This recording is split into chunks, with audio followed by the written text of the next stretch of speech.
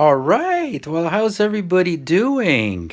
Well, I hope everybody's doing okay and we didn't lose anybody to the coronavirus. I really can't afford to do that. I only have 28 subscribers, so I need every one of you to pay attention. uh, this is not a toddler guitar channel with 500,000 subscribers. I don't have the toddlers. They come over here and they hear a few words from me and they scurry off back to safe space. So, toddlers. Oh, I love them. You gotta love the toddlers. All right, so it's been a while. I've been really busy building. Really busy building. It's something I gotta do, man. It's gotta do. I gotta viscerally, emotionally, I gotta do it. You know what I mean? I mean, yeah, it challenges me. See, that's the difference between a cheesy salesman promoting a product, a corporation, a brand name, a mass-produced commercial product, and somebody who actually builds and lives to build, lives to create, lives to create something out of nothing. That's where the challenge is. Now, for most of you, this is not going to be understandable. Now, most of you are not going to get any of this because you're not musicians. You're not players. Because I'm just assuming, because if you were, you would fully understand that playing music is done the exact same way. I assume that you're not tied to artificial intelligence just yet, but you will be very soon, and that way you will not function as a human. So you will, at that point, you should have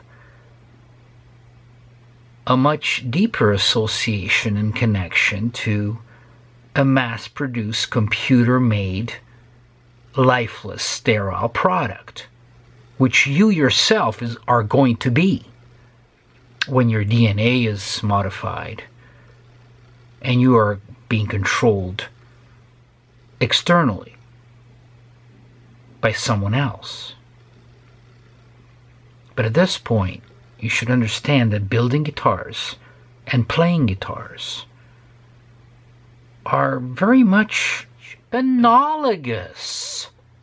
Both guitar playing and guitar building are shaped by the hands and your soul. So you should get it if you were a musician or a player. Being a toddler, thousands and thousands of toddlers on the toddler guitar channels, I could tell right away these are not players. These are not musicians because they don't get it. It's something that should be instantly intuitive if you were a player. Amazingly, most of you cannot differentiate between a cheesy salesman and an instrument builder. The two are completely the opposite. One sells, the other one creates. And for some reason, they have made you a victim of an illusion by making you believe that these two things are one and the same. Now that's the power of suggestibility and the power of deception, which I don't do here. So, when you're the best guitar builder in the world, you gotta do what you gotta do. It's in you. It's inside. It's visceral. It's a visceral need. Are you the best in the world at what you do? Are you? What? You're not. You're not the best at something you do in the world? You're not the best in the world? Well, why is that? I am. How about you? I'll tell you why you're not the best in the world at what you do. I'll tell you why. It's because you never wanted to be the best. That's the key. You never wanted to be the best. You never thought you needed to be the best. It's a personality difference. See, I need to be the best. I don't feel good. I lose my identity. I lose everything that I'm about if I'm not the best. So I gotta be the best. You know what I mean? No, you don't know what I mean. I don't suppose you know anything about what I'm talking about. But that's okay. It's okay. It's a personality mismatch. We need a lot of type B male, beta male bunnies. We need a lot of you. The world would not function without you. We need masses of you. We need millions of you, billions of you. Okay? So I understand it. You're fulfilling a very important function. I mean, just think about it. If it wasn't for you, the type B, beta male, bunny, nobody would be wearing a mask at the grocery stores. At least, not males. Nobody. Now, could they have that? No. Their entire evil agenda would crumble. And that's why they count on millions, billions of you to do what you're told. Gladly you will do what you're told to keep it going. Tyranny in its worst form, in its most brutal form, needs you to make it happen. You get it? You get it? You are very important. Extremely important. All of them on the Toddler channels. They have a very important function. They need you to wear a mask. And that's what you do. Because we need people that conform. We need people that follow. We need people that cooperate. To fulfill their agenda. Political, social, biblical, spiritual, criminal, demonic, diabolical. They need people like you to go along with it. They need people like you who are suggestible and will actually ignore your instincts, your own eyes, your own reasoning, and do what you're told and actually believe in the illusion you're being fed every single moment. You know what? And that kind of sums up the guitar industry. And that is precisely why the mainstream guitar brands have done so well. Simply because they were promoted heavily, either directly or indirectly, by the establishment, by the corporations. And the normie, the toddler, the bunny, it's one and the same. Needs to follow. Needs to follow and needs to comply. They have to do that. They have to, they must. Number one priority. For the toddler, for the bunny, for the normie.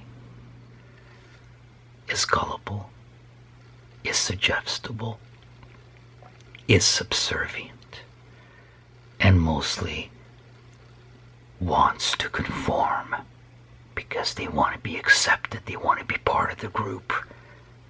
They're social. They're highly social. They cannot survive without the acceptance of the group. So that's the guitar industry in a nutshell.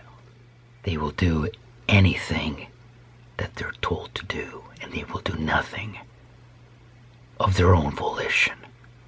See, this is why in the guitar industry endorsements are so important.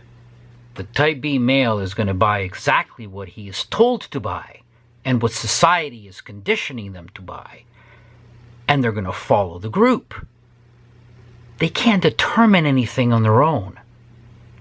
And now they're going to deny this. And if you're a toddler, a type B male bunny, you're going to deny this completely. Oh, I don't do that. I don't do anything that I'm told. Bull fucking shit, you don't. You want to be told. This is why mainstream news is so important. It's propaganda, it's indoctrination, and the type B beta male bunny feeds on that. They will do what the authority, whatever regime they live under, tell them what to do. That's what they're going to do. They can't act on their own, and they don't even actually want to. They want to be told what to do. They want to be directed. They want to be controlled. They want to be dominated. And that goes for your wives as well. The wives are the authority. The wives are the dominant figure. The wives are the authoritarian element in their lives. Your wives are the authority figures for the type B beta male bunny. It's a natural environment for them. Making decisions, having opinions, doing anything independently, that's too risky. See, the normie, the bunny, the toddler, one and the same, will not take on risk. Risk is for the narcissist. Risk is for the douchebag. Just some of the names they give to the type A male personality type. Some people call that the alpha male. There's very few in society. Most males are the type B beta male bunnies. And that's exactly what women need and want. Surprise, right? It shouldn't be. See, the type B male and the type A male are two different animals. And the type B male functions and responds completely differently to virtually everything. So one cannot talk about men.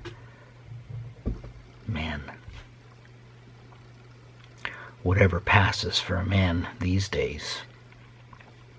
But one cannot talk about, in a general way, about men, because the two personality types are so different that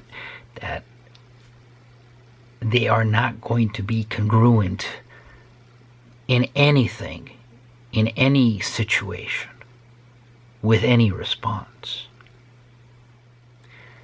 And that is why the type B male bunny, the toddler, the normie, knows that is very clear on what they have to do to get ahead.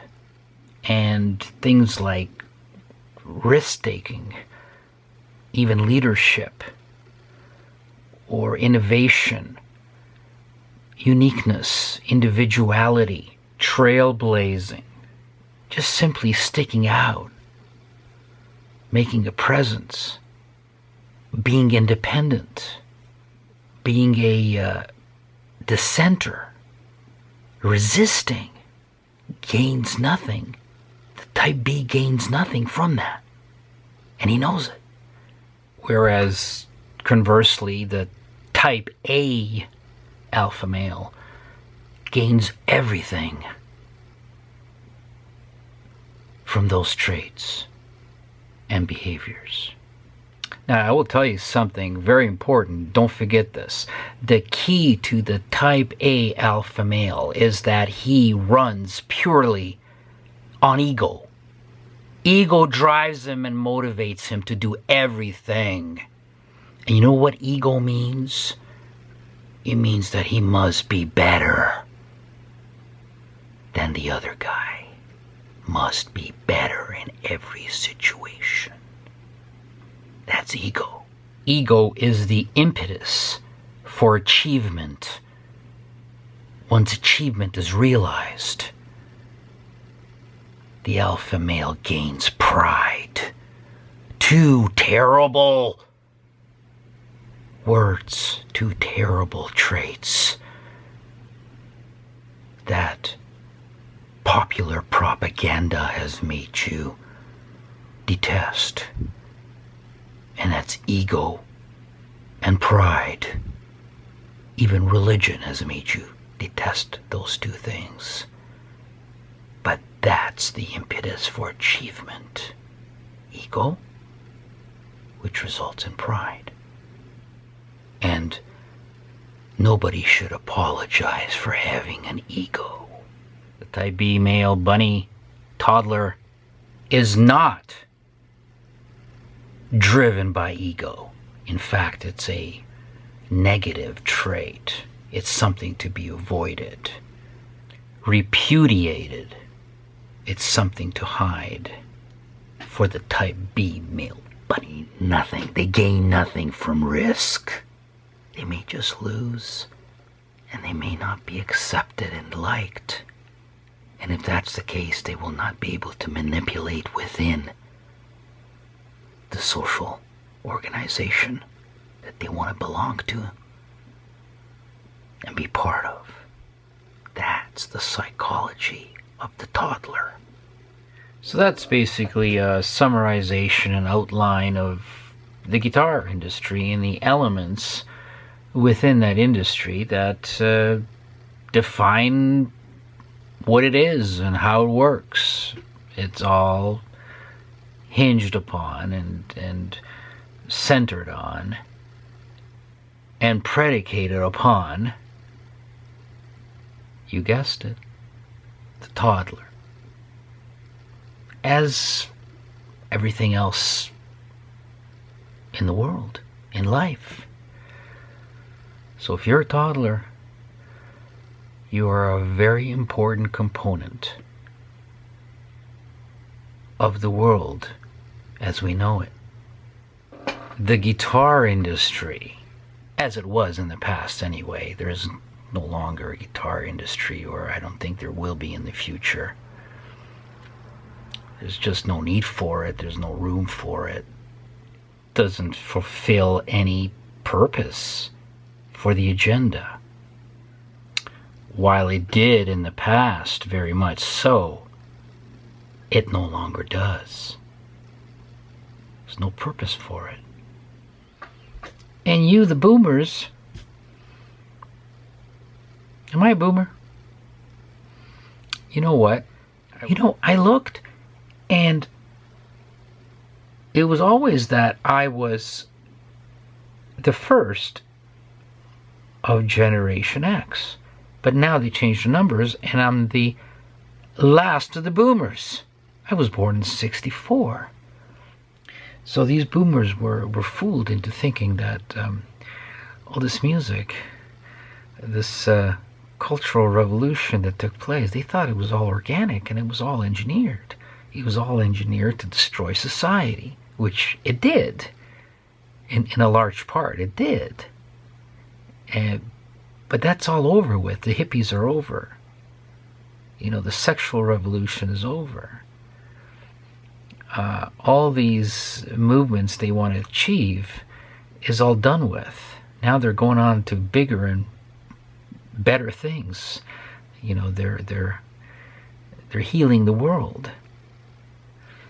They're tearing it down and rebuilding it to meet the code of Satan, rebuilding it in a way that we won't even recognize it.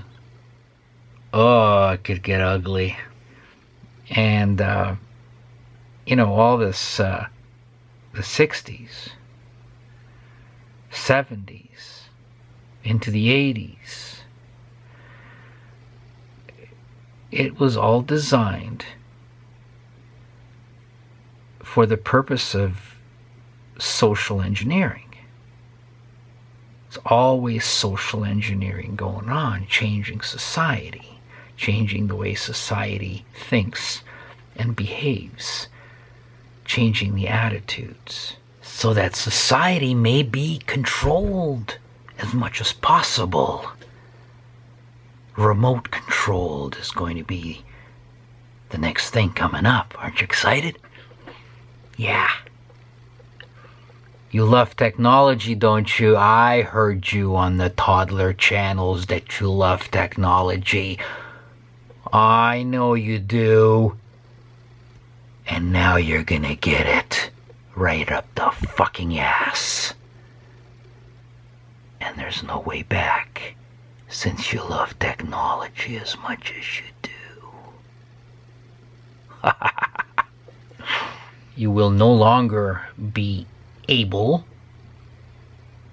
to do anything of your own by yourself, out of your own abilities. You will have no ability to do anything, no skill of any type, not even to tie your own shoes. And you will have no permission to do anything of your own volition. Think of the horrors of factory farming. Well, you will be the animal in a factory farm, which extends to infinity. Well, they will no longer have to control you through outside forces. They're going to control you from inside out. Control. Everything will be controlled. So now you can have your technology from the inside. Because you love precision, don't you? Oh yeah. Oh yeah. We want our guitars precise now, don't we? Oh yeah. We love technology. Well, now you're going to be controlled through technology. Congratulations. You will be controlled for their own demonic purposes. So nothing was real. Everything was fabricated. But you were greatly deceived.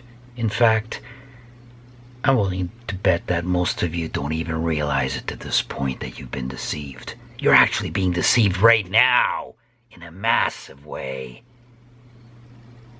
Do you recognize it? Nah. The type B beta male bunny, the toddler, the normie, wants to be deceived, wants to be controlled, and wants to conform to authority. I know you're going to deny. You're going to say, there's no way. I don't do anything that I'm told to do. Bull fucking shit, you don't. You love it. You love it. You can't live without somebody controlling you, and you know it. You're highly social, and you need acceptance in everything. Everything. Of course you're going to deny it because, well, your masculinity, whatever the fuck that is is kind of, would be maybe in question. It's kind of questioned, right? So you're going to have to pretend that you are autonomous and you are proactive, but you're not. But you're not. Whatever society tells you is what you're going to follow. And you love it. You love it. It comes naturally to you. Don't you understand?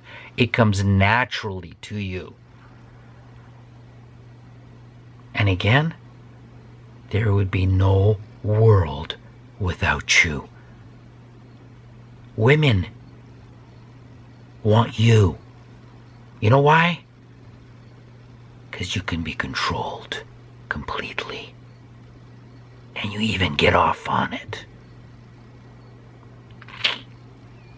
That's the difference between the two male personality types. And the alpha male is the fucking douchebag, is the asshole, is the jerk. To you, the bunny. You have no understanding why anybody would want to be like the type A alpha male. You cannot even comprehend it. Only an asshole, a douchebag, and a jerk. Otherwise, someone who is antisocial would act that way.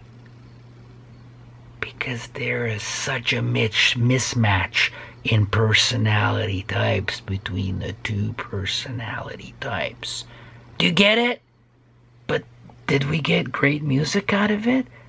We certainly did. Man, fabulous stuff. Some of it even masterpiece level. Jazz, blues, rock, folk, pop. Unbelievable stuff as a byproduct of this nefarious, diabolical social engineering in which the guitar was one of the main tools used. It was weaponized to take on a whole different meaning, but not any longer. It's a useless, archaic device, an artifact of a gone-by era, which pretty well has no more purpose. It only survives in our hearts and our memories due to nostalgia, because we grew up with that tool in hand. What's my point here? I'm not sure. Just an observation on the guitar. I could go on about the guitar, its past, its present, and its future. I could go on for hours. I've got so much information about it. I contemplated this for many years. You don't even realize that if you consider yourself a player of any minute level, let's say a lifelong guitar enthusiast at least, you don't realize that the guitar was actually placed in your hands and in your mind through this social engineering, through this agenda, through this subversion of society, the family structure, the moral fabric, the actual soundness and integrity of society based on the laws of nature. That had to be destroyed. And where do you find yourself now? Well, you find yourself where you're at right now. But of course, you haven't noticed anything. So what the fuck am I talking about? You're wondering. Well, you're at where you're at for a reason. You have a mask on And it's not for health reasons. That's the problem. You were placed there. You have no control over anything. Not even the fact that you are a guitar enthusiast. See, because everything was staged, everything was planned, everything was orchestrated, manipulated. Everything was designed for a very specific purpose. The guitar was nothing more than a springboard. It wasn't there for music. It was there for social engineering. You got to really think about this and realize this. You were being used. Pick up a guitar and engage in our social engineering. And for those whom they gave the option to, they could hand their soul over and become superstars. But you lost your soul. Is it a fair exchange? I wish we could ask those that did it. You can be a proxy warrior for our reconstruction of society to their own demonic design. They're healing the world constantly healing the fucking world. And you have no say in it. You must engage. You're pressured by society to engage, whatever the current plan may be, whatever the current scam may be. You are forced to participate and support it, even if it's indirectly, and you think you chose the guitar yourself. Bull fucking shit. You wouldn't even known about the guitar if it wasn't promoted heavily for the purpose of the sexual revolution, feminism, homosexuality, transgenderism. It was for the so-called cultural movements, revolution. The counterculture is what they called it. It wasn't no counterculture. That is simply a euphemism for Marxism. It was all about Marxism, and they have to destroy the old system to bring in their Marxist system. Marxism means theft, mass theft, and mass slavery. It wasn't your idea. It wasn't the idea of anyone. It was the idea of a few to reset the world. And now you're facing a new reset of the world. They put a lot of effort into this with a lot of planning, and you can't connect the dots. You think it's organic. You think it's real. It's real, man. It's real. Oh yeah, it's real. Yeah, dude, it's real. Nothing is real. They marched through the institutions. They marched through society, destroying everything in their path, destroying the morals and the fabric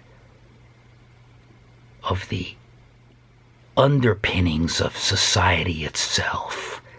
And the toddler, the normie, thought that this was progress. They were told it was progress. And who doesn't like progress? And they've succeeded.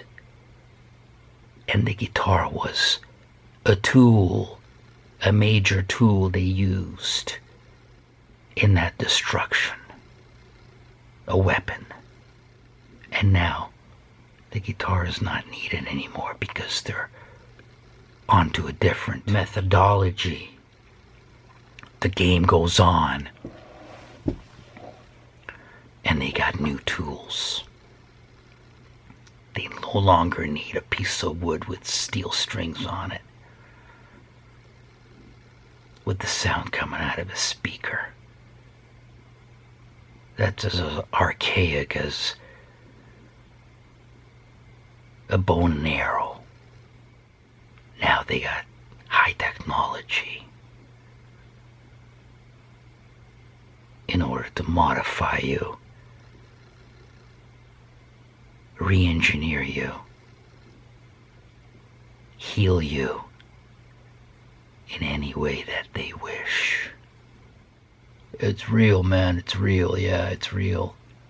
And as I said, the guitar has no more purpose.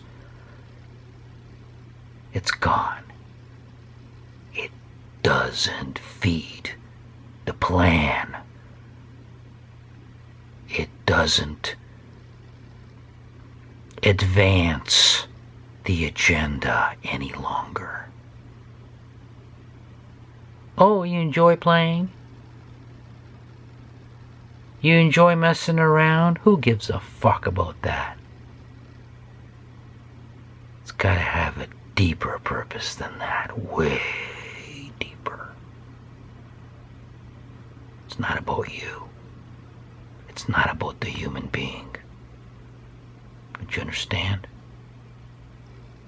Picking up the guitar, being interested in anything guitar, maybe even playing the guitar. It wasn't really your choice. Think about that. It may take you a while.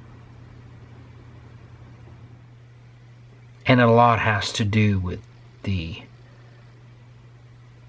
current individuals, their arrested development, and their engineered existence.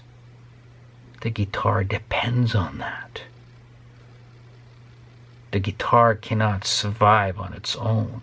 It doesn't have a meaning of its own. It has to be in reference to human creativity and human intelligence and human sensitivity. And very importantly, human cultural development. If that is lost, and if that is lacking, or if that has been eradicated, adulterated, corrupted, ruined, debased, on purpose, of course, by design, that's where the nefarious part comes in. The evil. Then the guitar is left orphaned, neglected, and disposed of, discarded, abandoned, irrelevant, with absolutely no purpose.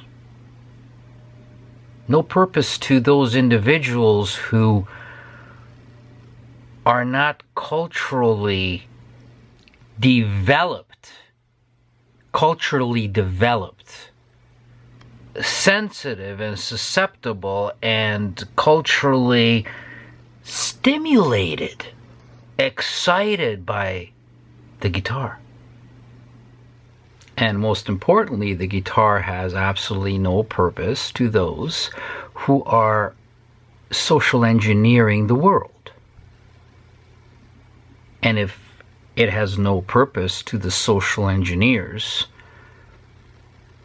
the ones that are healing the world, then the guitar will not be promoted. And if the guitar is not promoted, culture will not pick it up.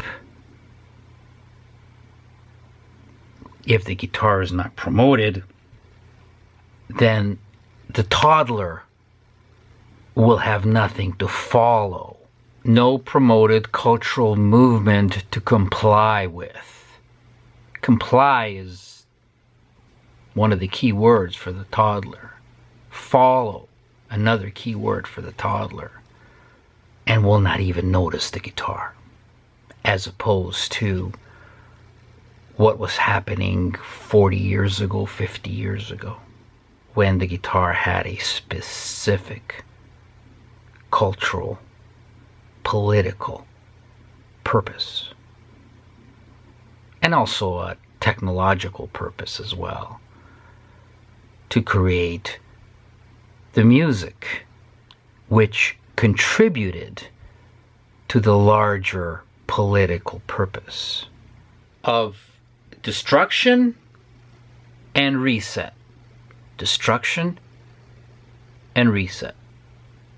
The guitar related music and the cultural movements involved, cultural revolution, corruption of the morals of society, the eradication of families, the irrelevance of reproduction, the division between ethnic groups, the disempowerment of European ethnic groups, the dilution of ethnic unity, the infiltration of all the institutions, including the churches, the infiltration, the subversion, the ownership, and the absolute control of what we're specifically talking about here is the arts for their specific, calculated, nefarious purpose of controlling all of humanity. Now they have attacked all of humanity. It's done with. They got what they wanted. And here we are in terms of the result, the outcome of a highly successfully fought cultural revolution. And now we're moving into a new phase of diabolical change. And the guitar as a tool in that. Social engineering is what it is. The guitar was a tool used in social engineering. And you thought it was real. You fucking boomers, you. Do I act like a boomer? I don't think so. Would a boomer tell you the things I tell you? I don't think so. You know what? If you're in your 20s, you're fucking more of a boomer than I am. You're more of a boomer than most boomers. You son of a bitch toddler, you. Where was I? Yeah, so all these boomers, they were fooled into thinking it's a real deal. It's an organic development. And it was just psyop after psyop, psychological operation. And now they're fooled again. Big time. This is the biggest fucking, they're being scammed once again. And this time, this is a big one. This is a real big one.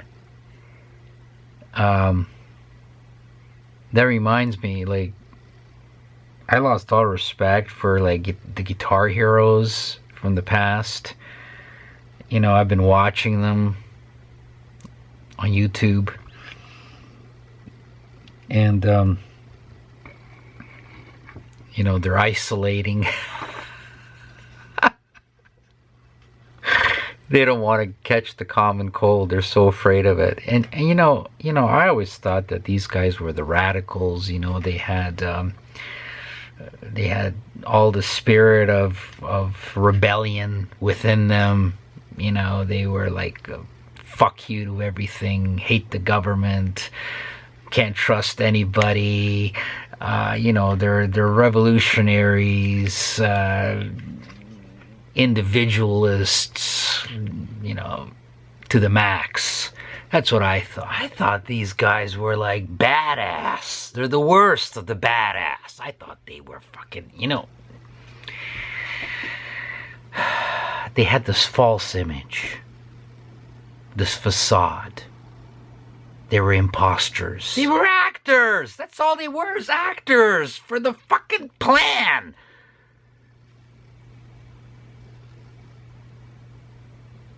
All they were was actors.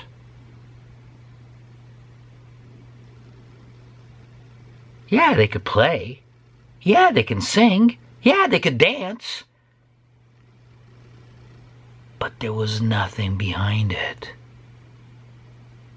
They were all controlled. And they were all controlled to fool all of us. Controlled influencers before social media. They were working for the social engineers. Everything was scripted and they were really reading their lines. And now they got their masks on. Because I thought for the longest time as a kid that these were the alpha males in society. Wow. And they're the opposite of the alpha males.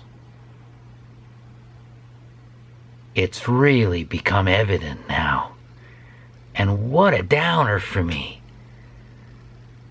Now, if you're a toddler, if you're a type B male bunny, you would not notice this because you actually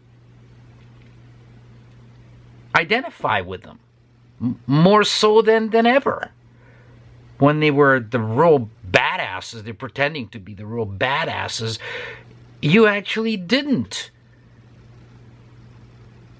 correspond with them. You didn't identify with them as much as you do now. I understand, but for me, it's like, oh man, this is cringe. What happened, dude? You were a phony all along. You're just a fucking shill for the New World Order. And there they are with their fucking masks on. And they bought into this fucking horse shit. How can I respect these people? Oh, you're fucking wimps. You're fucking wimps, guitar heroes from the 60s and 70s. You're fucking wimps. You disgust me. You're so fucking stupid. You've been owned all along. Owned. You would be nowhere if you hadn't sold your soul. And now you're got nothing. You have no clue about anything. You don't even know how the world works. You sold your soul. You sold your soul to exactly the same group of creatures that created you in the first place. As a star or a superstar or a celebrity, they created you in a laboratory and released you upon society in 1965, 1967, 1972, whatever.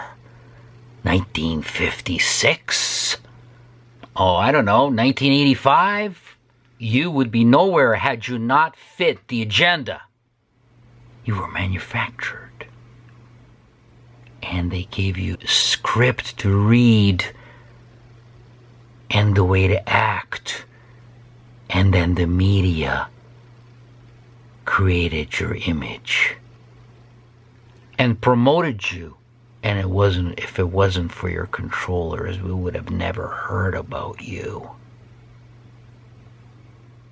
But we realize now that you had to sell your soul to do it. And you're totally working for them. And as we can see, they can take it all away from you like that. Just by turning the switch off as quick as that. You're a fucking nobody. And you're even too stupid to realize it with your mask on. All of them. All of them. They're all working for the devil.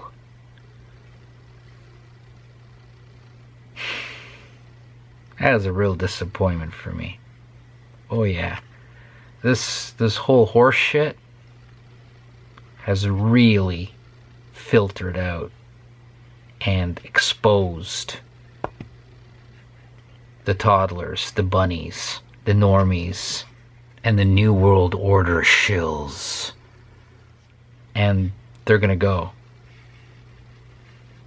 They're gonna be gone because of their stupidity, their lack of awareness, their gullibility, their credulity, their weakness, their insincerity, their lack of principles, their dependence and their subservience to the devil.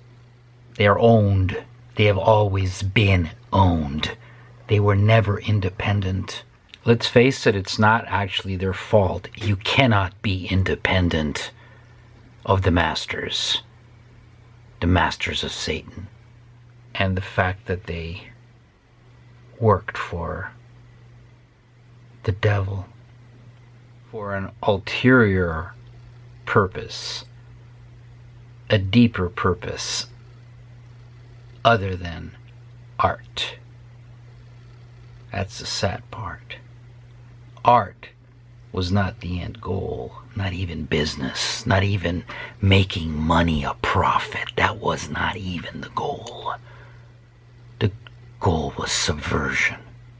And all these fabulous guitar players, all these singers, all these rock bands were picked, were selected, were specifically placed, were hyped, were promoted to the max. Internationally, of course, not for art, but to send a specific message and manipulate society, culture, humanity, but to subvert society. Just as a little side note, the other day I saw this promotional image of Brian May of Queen, and he's advertising his guitar line, which is the copy of his own guitar, because he needs the money badly, as we know, and we need another guitar brand, another guitar product in the world. Yes. And that's not the problem. That's fine. No problem there. I don't criticize or knock people for being greedy. Greedy is not a problem for me. That's fine. If that's what you want to do, be as greedy as you want. You can't take it with you anyway. It's pointless. You want to do that for whatever reason, go ahead. Not a problem. But in the promotional shot with his guitar, he had his mask on. Now you gotta understand, there was no reason for him to have his mask on. He was in a studio, he was already isolated. Even if this horseshit was real, there was no reason for the mask. He's selling a guitar, okay? Why did he have his mask on in the studio? He had it to gaslight and fuck with your mind. That's why he had his mask on. Because he works for the most evil creatures in the world. That's who he works for, and he's worked for them his entire life. Because if it wasn't for that, you would have never heard of Brian May. And who knows? Who knows? You don't fucking know anything. You've just been told to believe it. And that's what you want to do. You want to believe it. Because if you believe it, you don't have to face evil. And you'll do anything but face evil. Did he write those songs? Who wrote what song? We don't know. Did he play on those records? We don't know. We don't really know, do we? The Beatles write any of those songs? The only one of them with any talent is McCartney. Highly doubtful. Again, agents of the new normal. Agents some of them had absolutely no talent whatsoever. But Brian May has to have his mask on in the photograph. Make sure you see it. He's sending you a message. To accept the New World Order. I mean, sounds like a conspiratorial term, but he's sending you a message to accept your new world, your new life. As simple as that, as direct as that, unequivocal. He's saying it's okay. Look at me. You're gonna follow me. I have accepted it, and so will you. It's okay. It's for your own good. Everything you've ever known before is finished. But it's okay. It's okay. We're in this together. Everything is fabricated to achieve a certain goal in social engineering, and that's what the guitar was, and there's no more need for it. There's no need for the guitar on any level. There's no technical need for it in the creation of what they call modern music and modern recording, and then there's no social need for it either. The hippies are done. They used that tool. They created all that. And it's done now. Did we get great music out of it? Yes, we did. Unbelievable music. Remarkable artistry as a byproduct of the social engineering. You get it? Yeah, there's no more guitar. The guitar only exists in our minds, in our nostalgia for those years that we were indoctrinated through. We're indoctrinated through all those years and all those revolutionary movements to break down society. As a byproduct, we got some good times, and we got great music out of it, great artistry. For the most part. Yeah, all throughout those years. So, in terms of the guitar, there's nobody to carry it forward culturally. The type of person who played guitar in the past, and even who plays guitar now, even the one who starts guitar now, has been outmoded, made obsolete. There's just no need for it. There's no room for it. It actually seems absurd, and it will be totally absurd in the future as things develop. What they always need, and what will always be needed to some extent, is people like you. But no longer to play the guitar. You understand what I'm saying? No longer to play the guitar. They do need you, however. They need people like you to comply with whatever new methodology, whatever new design they need you to comply with in order to help them achieve what they want to achieve. So get in line. You're already in line, because the world would not function without you. We need people that cooperate, just like you. And then there's a few of us like me. And yeah, the toddler detests somebody like me because I'm so different. Our whole motivational structure is the absolute opposite. We are two different animals. See, the toddler, the normie, detests someone like me for just one reason. One reason only. And that is that I don't conform.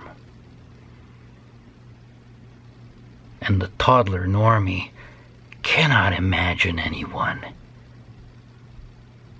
who would not conform. I mean, that is the epitome of the pariah. It is the epitome of the reprobate. The antisocial personality. I mean, just think about it. Just realize it right now. Is this conforming? I'm not conforming now. Would a fucking toddler channel tell you this stuff? I'm not conforming. And it's ugly. To a lot of you, it's ugly because I'm not conforming. How can anybody dare not conform?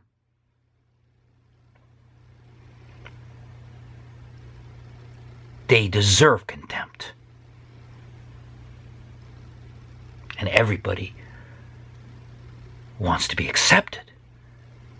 So these unconformists, they deserve contempt from the whole world. How dare they not conform? You know what I'm talking about? I hope you do. So, we need a few like me, and we need masses and masses of ones like you. Okay? And that's the way the world works. That's the way the world works. That's the only way the world can work.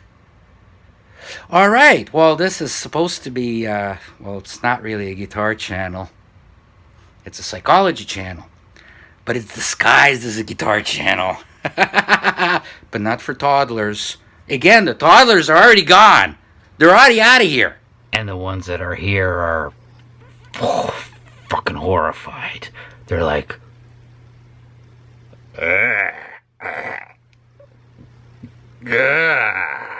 what am I seeing? Okay? Which is cool. So let's talk about guitars. Somebody sent me a message a while back, and he says, did you build any guitars in 2020 at all? And I go, what the f?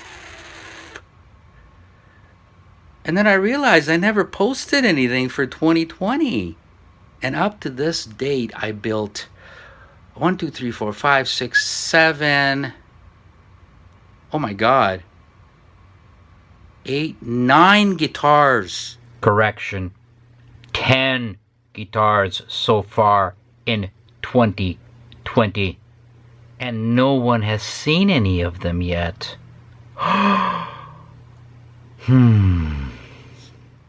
Completed to date in 2020, and you've never seen any one of them yet.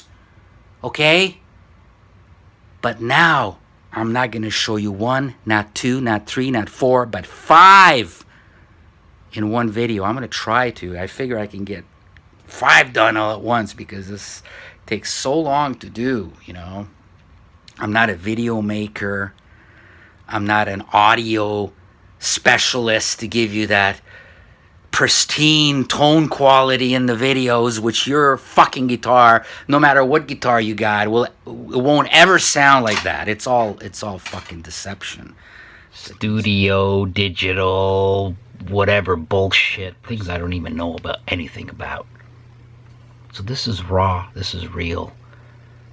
It's full of fucking mistakes. It's full of what I call guitar playing dyslexia. All the tonal deception that these fucking toddler channels give you. Led and owned by toddlers. And followed exclusively by toddlers. There's masses of toddlers. Masses of normies. Normie toddlers. Masses of them. Not thousands of them. Not millions of them. billions of them. Billions. Around the world.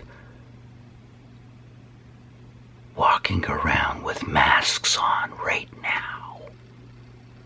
With their masks on. It actually scares the shit right out of me. It's so fucking creepy. Tell me it's not real. Tell me it's not real, please. Tell me it's not real. Well, this is not the place for that. I give you, you know what I gave you here? Now, you got to appreciate this because you won't get it anywhere else. You got to really appreciate it. Think of, you know, you're going to have to think about this just a little bit. It's not going to sink in right away, especially if you're type B male. But what do I give you? Unique guitars, unique way of thinking, unique way of building, innovation. Creativity, novelty, irreverence for artificially promoted icons. Yeah. But that's not important. That's not the main thing. You can summarize it all under one thing. I give you reality here. You understand? Reality. Now that's kind of hard to take. Reality is tough. It'll put you in a rage. It'll make you hate, detest. It'll scare you, and it'll put you in depression. But how can we reject reality? How can we deny reality? Now, my friends, that's the definition of insanity, mental illness, pathology. If you deny and have no connection to reality. If you deny or reject reality, you're actually denying your own principles. And you're denying your own morality. And that's exactly what they want you to do. And in most cases, what they have achieved for you to do. Because that's the only way the agenda works. Is if you deny reality. To get it? Reality is good because if you understand reality, you're not going to be vulnerable to deception. And you've always lived under deception since birth. Nothing is fucking real. Nothing. Remember that. So you come here, what I give you is reality. So, let's get to it.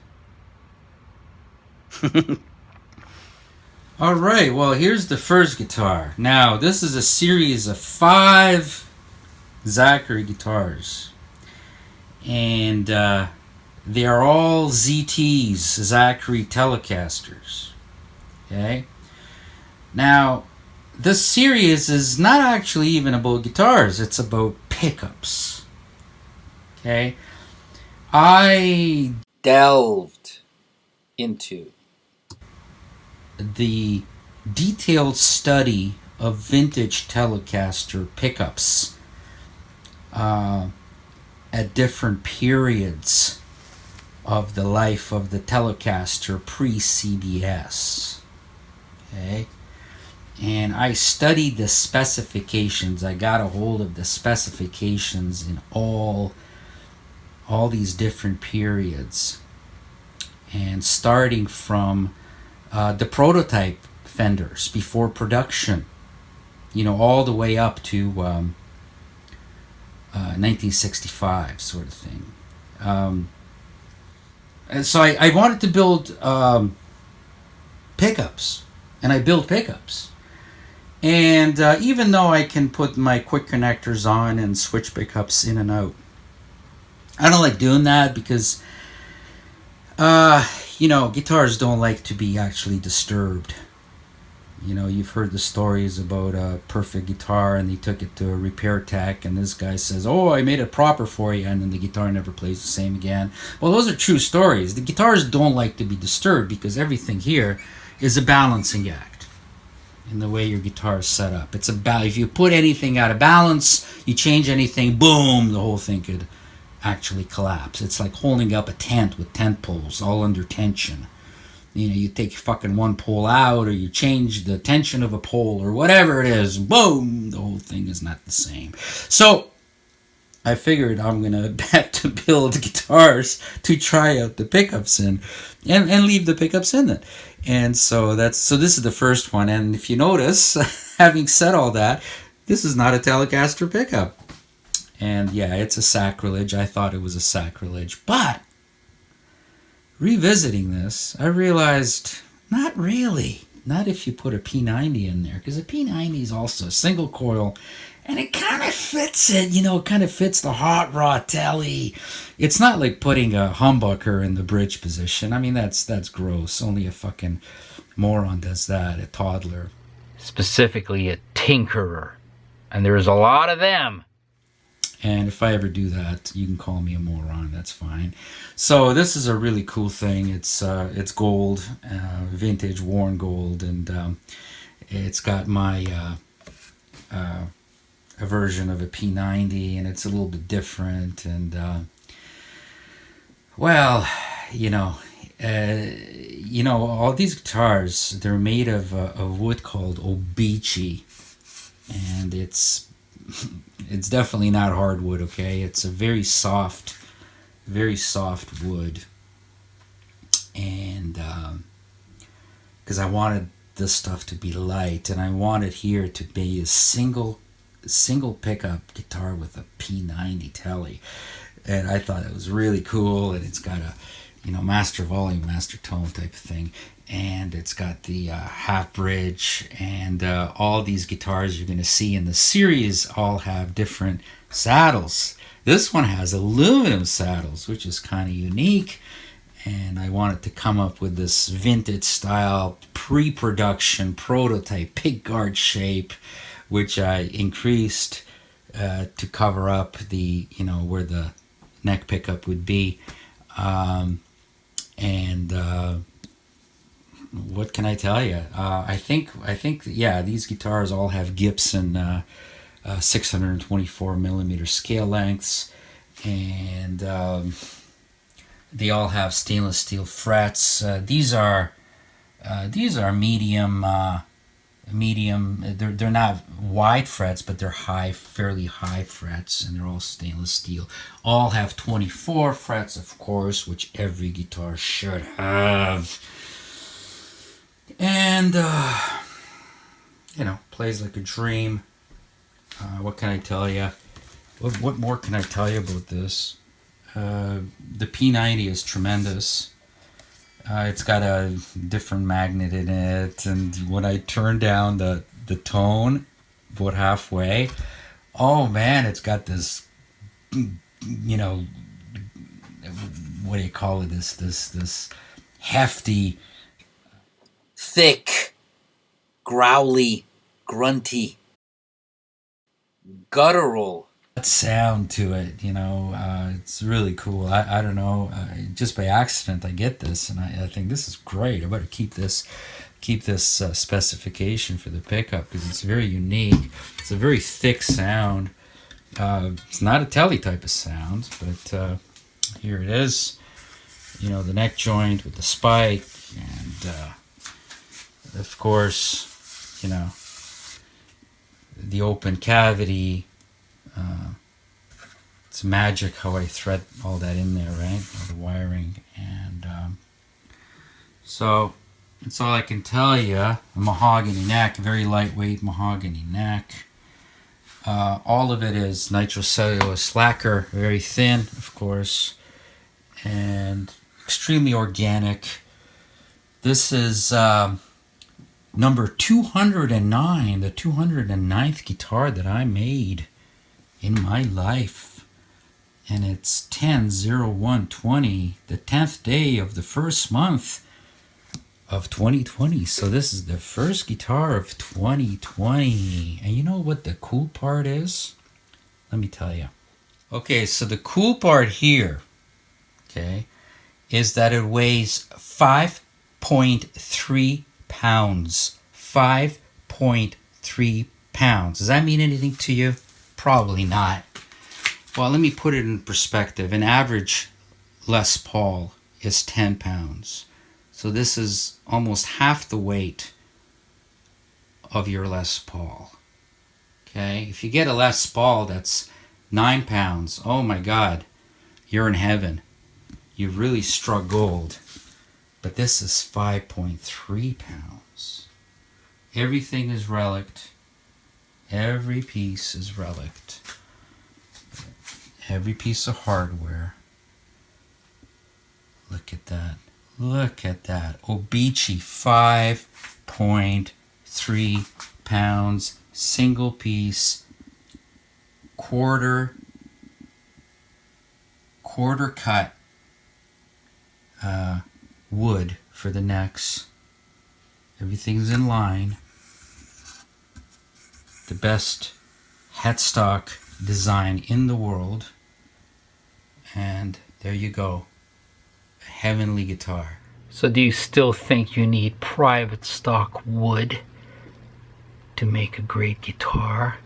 Private stock, insanely figured exotic wood is the sign of a quality guitar, right? Yeah, I know you think that. You also think that you should wear a mask. I know you. I know who you are. Uh-huh. Heavenly guitar. There you go. Again, a lot of pictures on the website. Let's go on to the next one. All right. Well, we got the next guitar here. It's silver. It's antique, worn silver. And again, it's a single pup Tele ZT, but this time it's got a traditional Telecaster. Well, it's got a Telecaster style pickup in it. And if you take a look at what that says, it says minus 55, which means pre-55.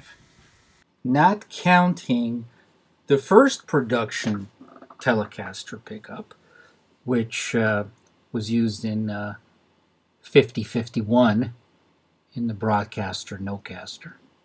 So the pre-55, what I call this, is actually the second production pickup used from 52 until 55.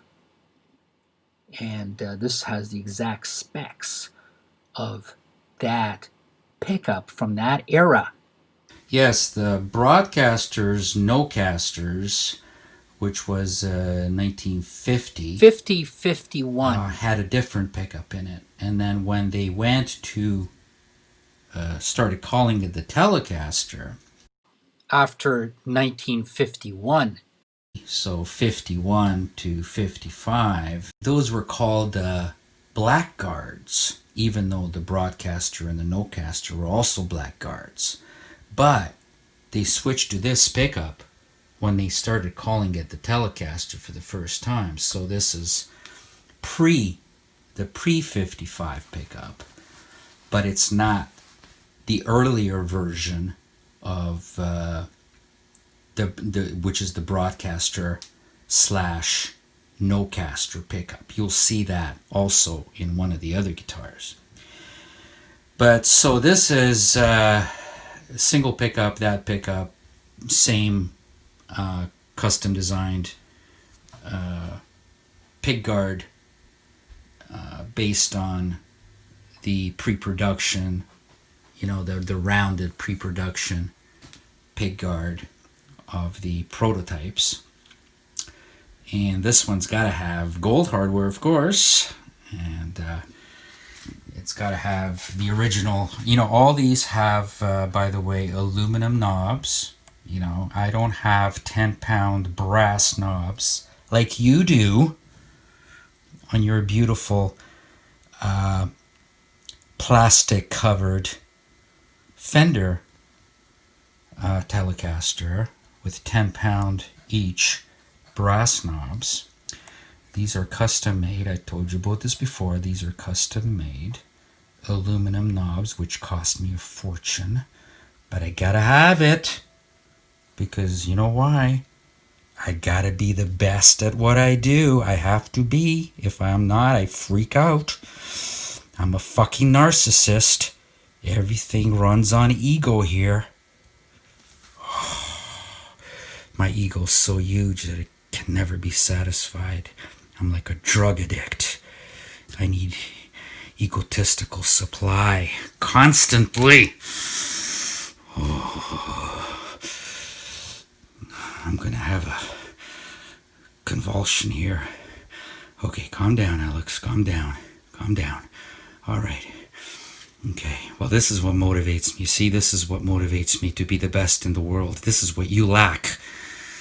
This is why you have such a wonderful and peaceful life, and I don't. But anyway, again, Obichi body. And they're a little bit thinner. They're a little bit thinner. They're like 42, 43 millimeters as opposed to 44 and a half, which is 1 3/4 inches, what they should be. But these are a little bit thinner. So that cuts down on the weight, just a little bit thinner. It cuts down on the weight. And the fact that it's Obichi, let me tell you something. Obichi is so soft. It's maybe one tiny bit harder than balsa wood. Have you ever seen balsa wood? Balsa wood is something you use in model planes and things like that. You've probably seen that in hobby shops. Back when we used to have hobby shops. That's in the old world. We used to have hobby shops, and we used to have music called rock and roll and blues and jazz. Well, that's all gone now. We're in the new normal now. Alex, you're getting sidetracked. Stick to the top. Okay, sorry, I'm sticking to the topic here. So, what more can I tell you? It's basically the same guitar, same Gibson 624 millimeters short scale length, 24 frets, same stainless steel frets. They're thinner and they're hot, but they're still high. You know, I've got my special nut material in white to make it look vintage. Of course, it's gotta match. It's gotta be consistent. It's gotta be period correct. Oh, and the tuners, they gotta be period correct. No, I don't put fucking modern tuners on these things. Only a fucking toddler would do that. You destroy the theme, fucking toddler. You destroy the theme, and you should burn in hell forever. And you will burn in hell. You just wait. Anyway, and here you go. And here you go. It's number 280120. 280120.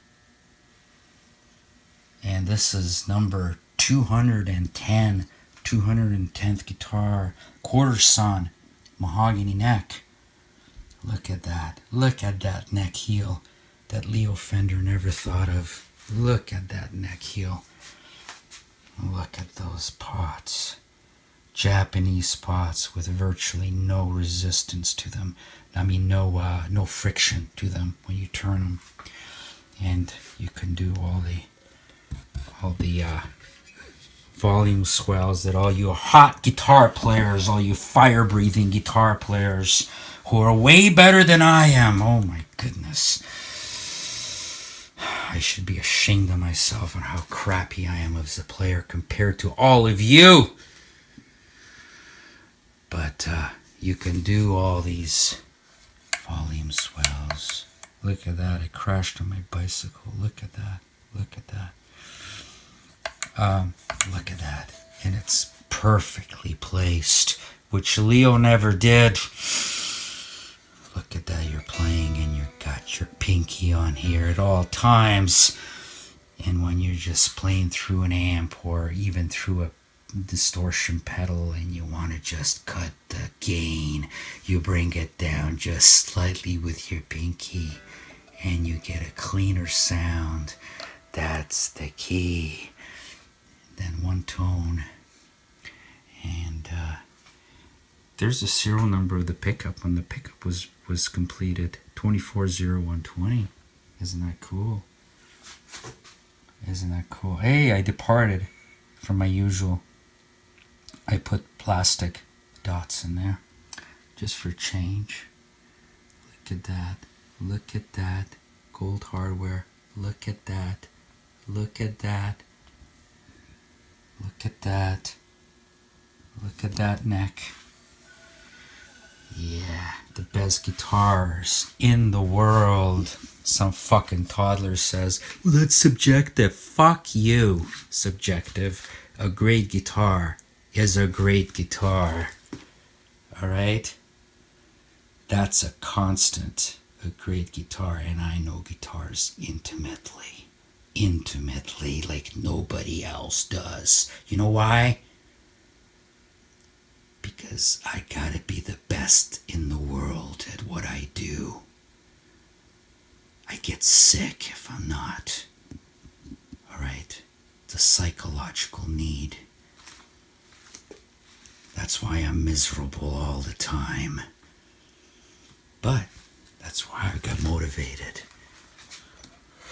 Let's look at the back of it. Look at that, look at that, look at that. We're talking about an organic guitar, okay? This is not like your guitar. Nothing like your guitar.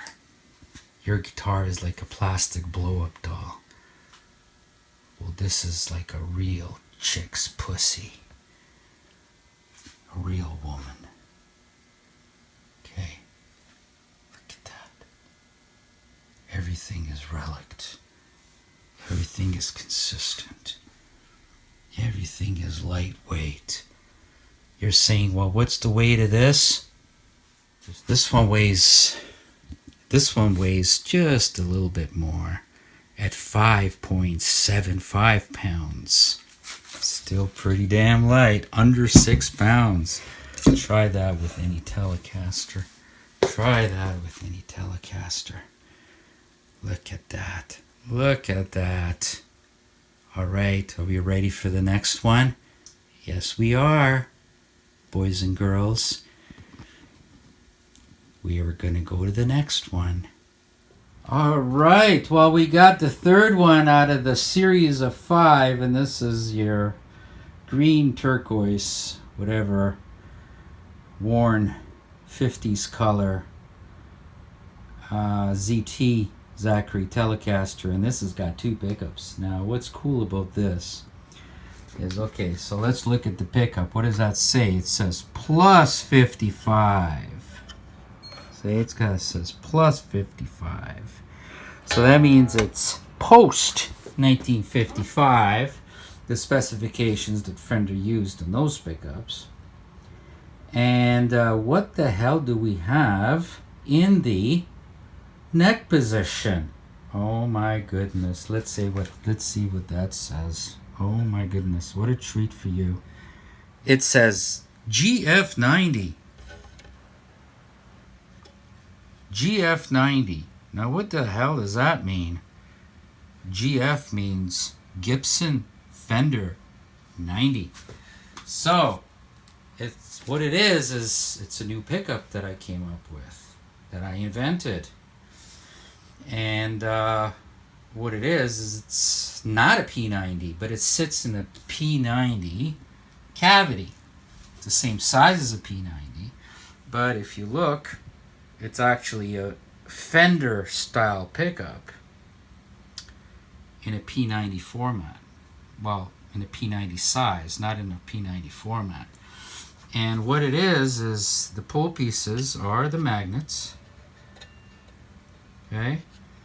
And it's constructed like a Fender pickup, but it's the size of a P90. And the very cool thing is that once I build the bridge pickup with this specific specification of post 1955, I make this pickup identical in terms of specifications. Only the outside shape and size is different, but the specification is the same. Same magnets, same type of wire, and also the same number of turns, except this has slightly less turns, by maybe a few hundred turns, to compensate for its positioning in the neck position. Okay, neck pickups are always louder than bridge pickups because the strings vibrate a lot more in the neck position than they can up here. And so, by the way, I mentioned that every guitar in this series of 5 guitars has the Gibson scale length. All right. And one of the things about the Gibson scale length, which should go with, or can go with, well, with the Gibson scale length, is the string spread at the bridge is narrower on a Gibson than it is on a Fender. And so that's what I did on all these guitars. I had to do that. I had to narrow it. Coming down this way from about 54 millimeters from E to E to about 51.5 millimeters for Gibson. So how do you do that? Well, you have to modify the bridge. You have to space the holes narrower, and you have to also modify the saddles. All a lot of work. All right, but did I mention that I gotta be the best at what I do? Did I mention that before? I think I may have, but it doesn't hurt to mention it again. Okay, so I gotta do things to be better. Okay, constantly. That's what motivate. See, everything's got to do with motivation. You know, the problem with a lot of people is they don't have the motivation. Now, where does motivation come from? Let's talk a little bit about, this is a psychology channel, so let's talk a little bit about motivation. Now, if you're totally happy with yourself, okay, and you've got lots of self-confidence, and you're really complacent, are you going to have any motivation? No, you're not going to have any motivation. Motivation comes from dark places. It comes from voids. Insecurities, low self-esteem, the feelings of inferiority. That's where motivation comes from. Not from being totally content with yourself. Think about it. It comes from desires which have been unfulfilled. You gotta have something to prove. Now, a lot of you are happy people because you've got nothing to prove. You know, you love everybody. Everybody loves you. You want to be accepted. You want to be loved, and that's where your motivation is. But not here. I need you to hate me. If you don't hate me, nothing drives me. Understand? You gotta hate me. I gotta get you to hate me, despise me, or at least think I'm crazy. Because that's what gives me the motivation for the next one, and the next one, and all kinds of other things in life. Everything I do, I gotta be the best at. You know, and that's really hard on me. It really is. You know, have some compassion for the narcissists. Have some compassion, please. I had to make this narrower. And then when this goes narrower, the pickup is even more angled. Isn't that cool? In order to line up with the pole pieces. And so, as I said, both of these pickups are identical, more or less, except this one has a few less turns. And again, Les Paul switch. Look at that knob. Look at that heavy knurled knob. Isn't that a dream come true? That only somebody like me can implement. You ever see You ever seen the mainstream mass producers of guitar-looking objects do something like this? They've got the resources. They don't give a fuck. They don't even care about guitars. They've got a whole bunch of fucking incompetent morons working there in their so-called custom shop. What a fucking joke that is. They take it off the CNC machine and they, you know, they increase the price by $3,000 and they call it custom shop.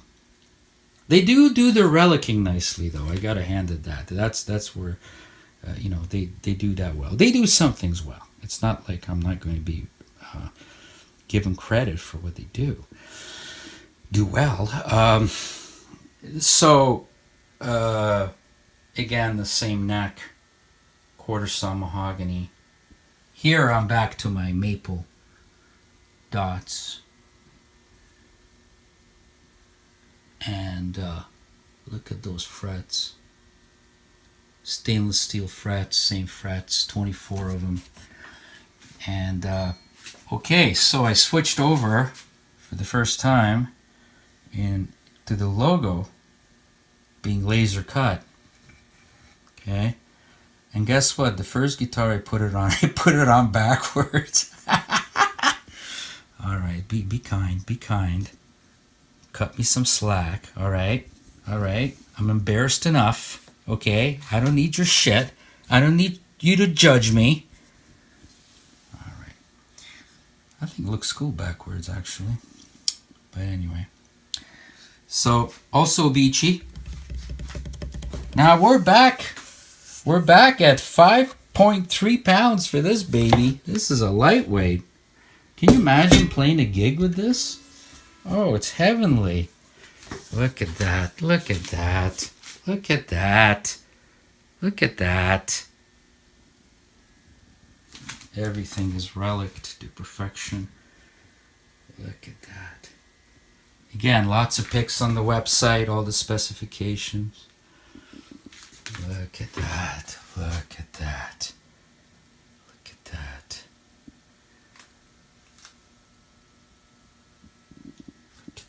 14/02/20. That's the 14th day of February. I was making them quick because I wanted to see what these pickups sound like. Building guitars just to try out pickups in them. Pots made in Japan.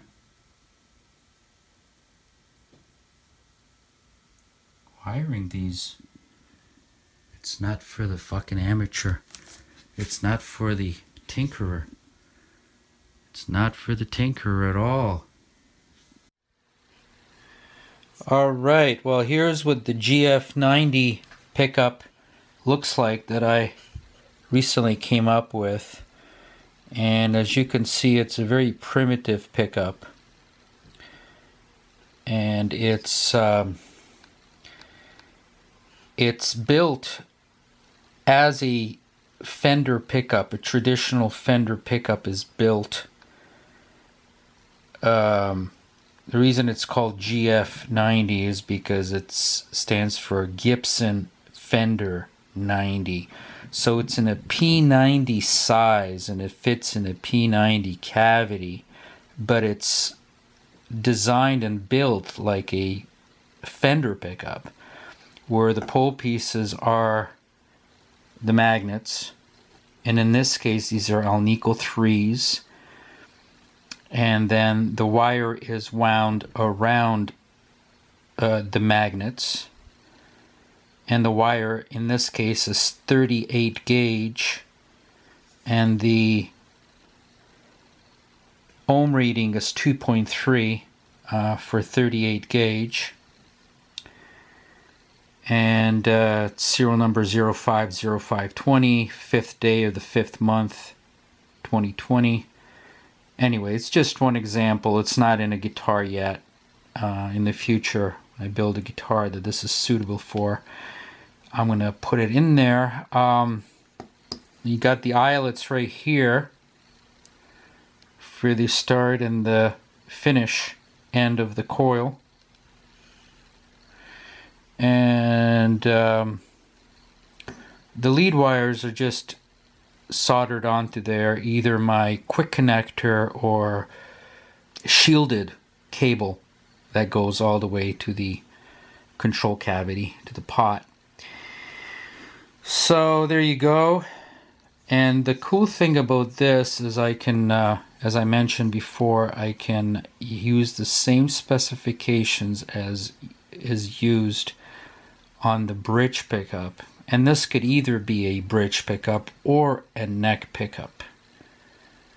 In this case, this would be a neck pickup because it's slightly underwound. And then also the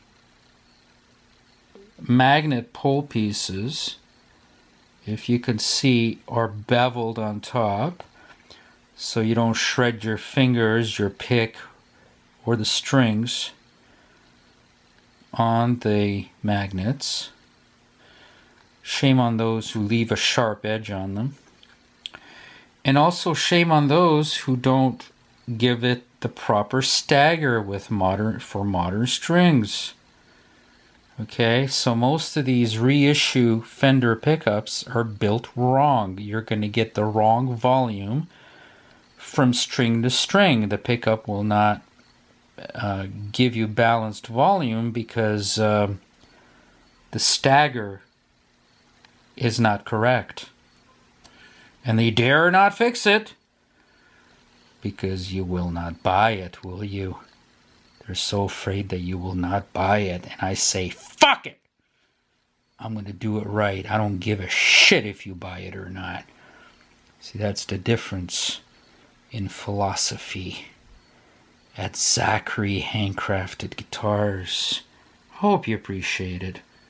I really hope you appreciate it. So this is entirely fabricated by me, and as you could see, I start out with the flat work, which are just boards of this fiber material, the traditional fiber Fender material that Fender used.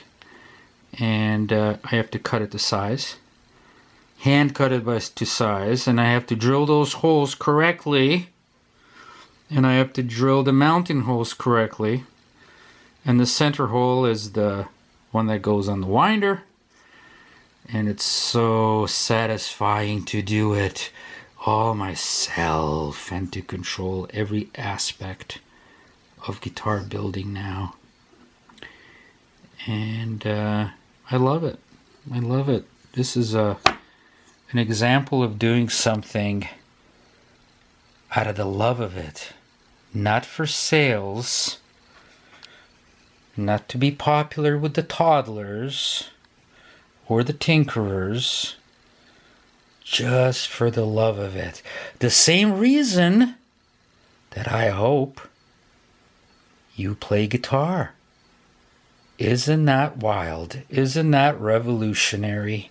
Not for sales, but for the love of it.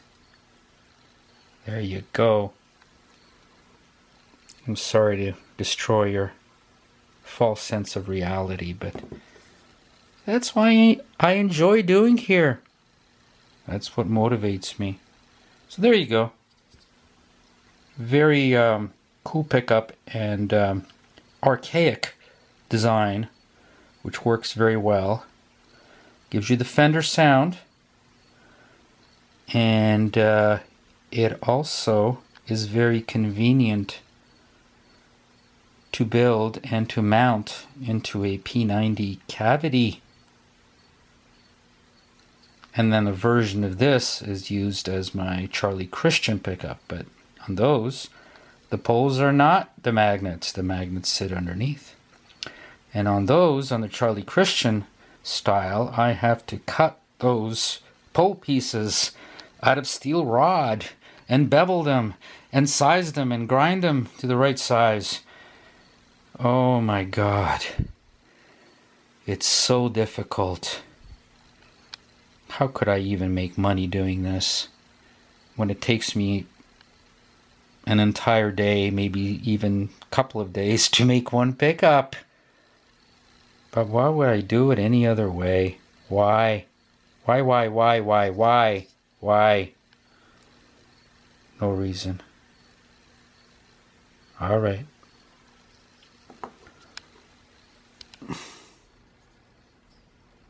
Shame on those who do not bevel the top of these magnets to give it a smooth edge, and shame on those who leave it with a very sharp knife edge, more or less. It'll shred everything that hits it.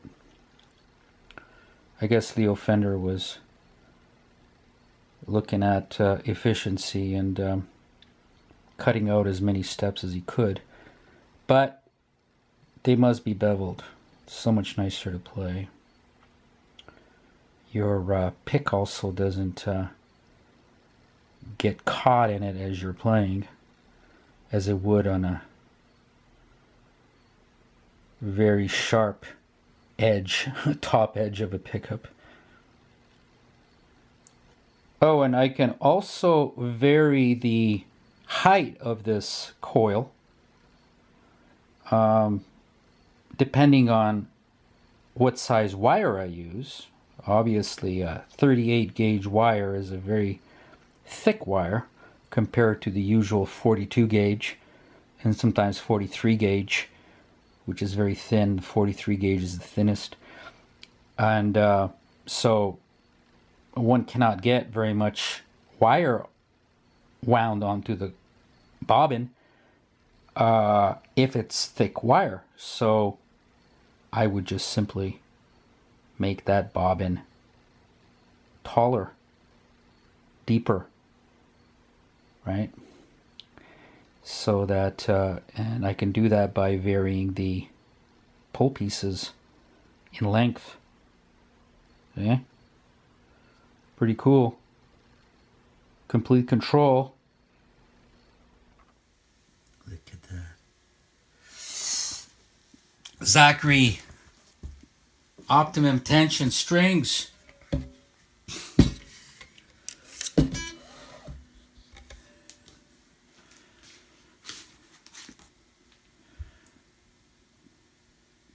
And 10 plus plus set for Gibson scale guitars.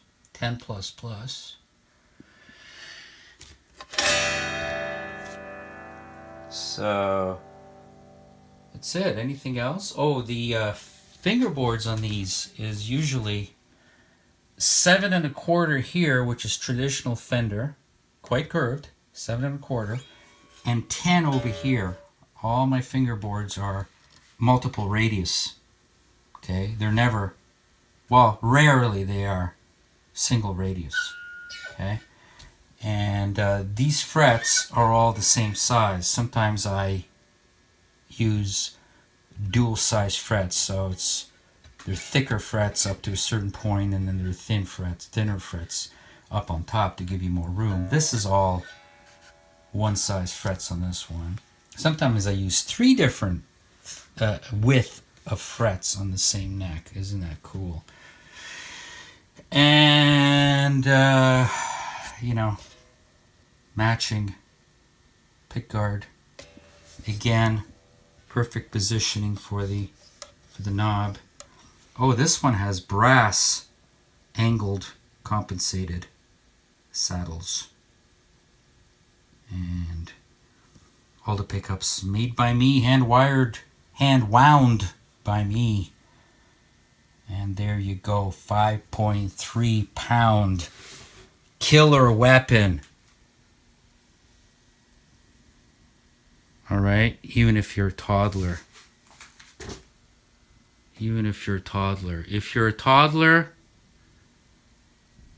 and can play well, worth 2 shits anyway. And if you've got at least average intelligence, then I want to speak to you, even if you are a toddler. You can't help being a toddler or a bunny. They're the same thing. Bunnies are toddlers. Because you're born with your personality. It's something that's immutable. You cannot change your personality type. Okay? And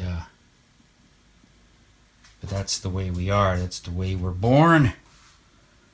And that's how we're different. And you certainly wouldn't want masses of people to be like me. No, the world wouldn't function. We need toddlers. Masses and masses of toddlers with masks on, afraid of the virus. That's what we need. That's what governments need. That's what militaries need. Those are the people that fight wars and do exactly the way they're told in communism. So we need the toddlers badly. All right, let's go on to the next one. All right. Well, here we have, I believe, the fourth guitar in the series of ZT Teles, a study in vintage Fender pickups, bridge pickups. That's what this series is all about. And here we have another Obici body. And this guitar weighs in 5.7 pounds. 5.7 pounds for the whole guitar. Can you dig that? And same setup, same Gibson scale neck on a Telecaster. Wow. Wow, wow, wow. Same half bridge. Oh, this one's got titanium angled saddles. Titanium angled saddles. And it's got the heavy knurled aluminum knob. The vintage correct replica knob for the tone. And the same pre-production prototype pick guard, which I love so. I don't know why I love it so. I just love it. I just love it. Love it. And what does the pickup say? What pickup did I use or what? I built this guitar specific to use this pickup in it, and it says B/N. Now what does that stand for? It stands for broadcaster / no-caster. That's the specification of this pickup. You know, the correct number of turns, the correct thickness wire, the correct type of magnets, the correct bottom steel plate. However, always with the corrected, modified, stagger, and beveled pull pieces. That's what this guitar is all about. And the broadcaster is the first production Telecaster. Then they went to no-caster. You heard the story a million times. All these dummy channels repeated over and over again for the dummies that watch them. So these pickups are all wax spotted. It's something you gotta do if the wire is wound around the magnets themselves, as they are on Fender pickups. And again, I've got the GF90 proprietary pickup design in the neck position. And again, it doesn't say anything on it, but it's the identical specification of whatever is in the bridge position on a particular guitar, except it's got fewer windings on it to compensate in volume.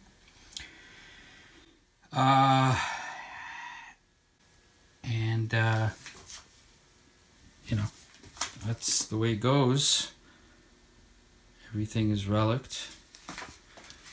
And this is the 212th guitar that I made. And it's 230220. Look at the tuners. Quarter sawn mahogany neck. Spike neck joint. And yeah, it's a dream to set these things up because I can vary the angle of the neck very easily. Boy, Leo would love this stuff. Oh my goodness, he would love this headstock. Oh my god, he would say, "What the fuck? It's genius," is what he would say. He'd say, "This is like my headstock, but even simpler." Whoa. He would say, "Why didn't I think of this? This genius of a headstock, why didn't I think of this?" Leo Fender loved simplicity as much as I do. As much as I do. Leo Fender wasn't a toddler. He knew his shit. Anyway. And,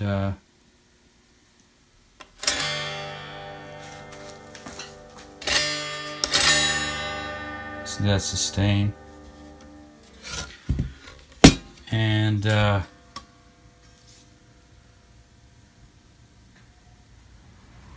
the wiring.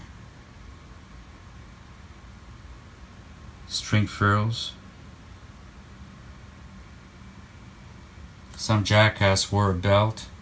Look what he did to it. Son of a bitch. He banged it all up. Look at that. Oh, by the way, this is going to mean absolutely nothing to you. Absolutely nothing. Because detail is not important to a toddler. Never. They don't even know. Why do you bother with, like, you know, why be unique? Why stand out? Why be the best at anything? All we want is to be accepted and loved and liked and be popular. Yeah. We live for that. Why would this even matter? All we want is to cooperate and to follow and to obey authority above all. That's why we wear a mask. Yes. Because the experts told us to. We're scared. We're scared of the common cold. Yep. We're scared of the mild flu. It was a good idea. Yeah. See, those cost me a fortune also to have these made. These are replica Fender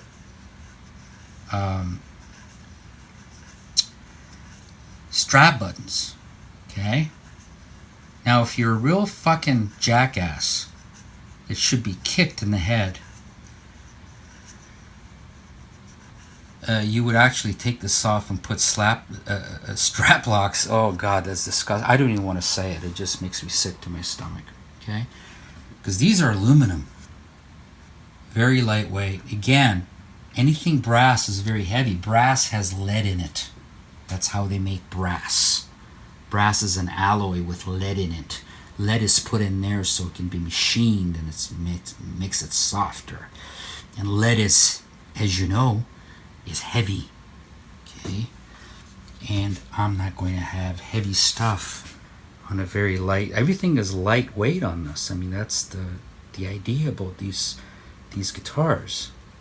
So these are aluminum, and the problem with aluminum is that it's difficult to plate them. But I twisted, I choked them until they relented. Just before death, they relented and they agreed to plate them for me. So they're nickel plated. There's no, another thing that won't mean anything to you, and you're going to think I'm crazy for even bringing this up. Like, what is the matter with this nut job? See, a lot of things are simply not important to the toddler and the tinkerer. They have absolutely no importance because they don't benefit them in the way that they want to be benefited. So the fact that somebody goes to great lengths to have aluminum parts but also plated nickel on a lightweight guitar, that's beyond their interest. They don't even go there. That's why they don't appreciate what I do. Because the whole idea is for them to be liked. With no conflict anywhere. But we need them. We need them in the fucking offices. We need them in the military. We need them, in police departments. We need these people to follow orders, not to be creative or original or unique in any way. There's no spirit of rebellion within these people. They say, what kind of weirdo narcissist would want to be like that? When we gain everything we need in life by following, all he's going to create is animosity. People are just going to hate him. And we don't want to be hated. No. We want to be submissive. And we want to be liked. We'll do anything to be liked. Anything. We'll be disingenuous. We'll be insincere. As long as we're liked. By being cooperative. By camaraderie. See? They don't even understand why anybody would want to be a rebellious. Well, why would anybody want to be a radical? Well, mainly they don't understand why would anybody live by principle? Why would anybody want to be principled when all you need is pretense, fakery? Show yourself as someone who you're not. That's why you don't even give your name on the internet. You hide your face, you hide your name, you hide your location. What are you hiding? What are you afraid of? And now you get to have a mask on. Just perfect. I know what you're afraid of. You know that they're going to find out. They may find out that you are not who you say you are. Who you pretend to be. You're masquerading. You're putting on an act. You're a fraud. You're a fraud. You hide a lot of things, don't you? But you're such a nice guy. And you're such a team player, aren't you? Yeah. But what will we find if we look behind the curtain?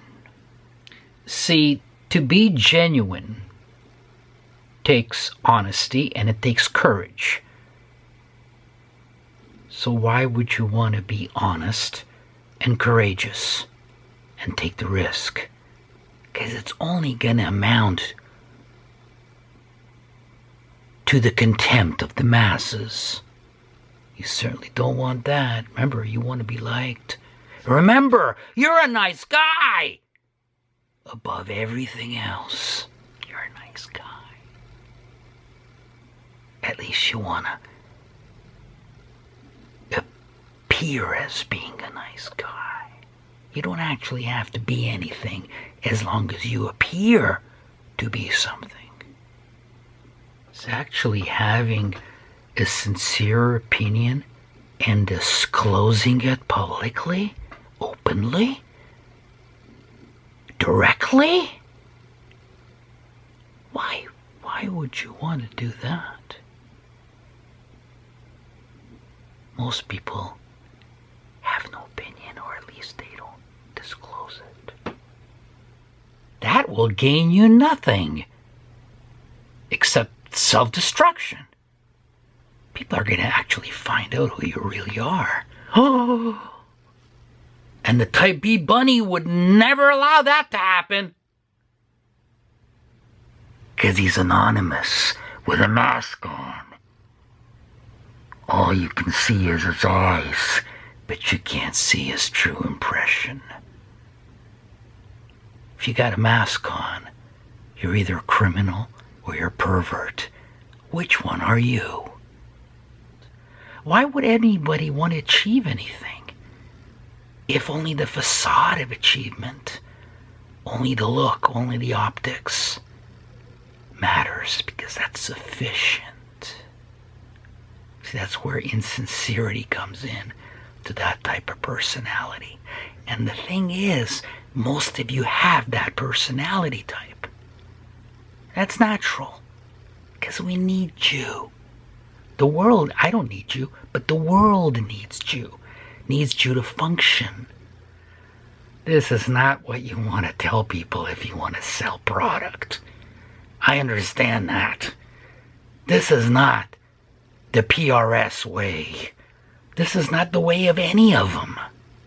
You know why?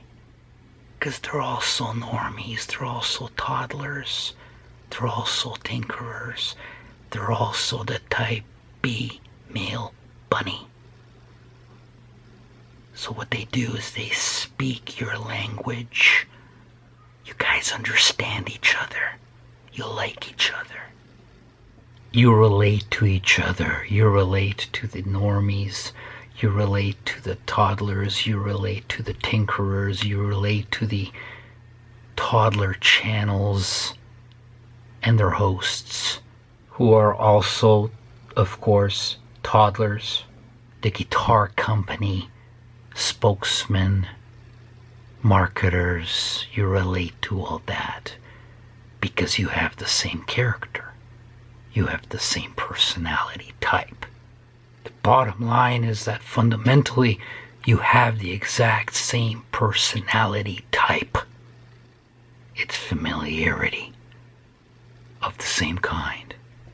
And familiarity breeds comfort, engenders comfort. And it's comfort that you're looking for. And you don't want to be judged. And as soon as you're given comfort and you're not being judged, you give them your money gladly. And that's why you support each other.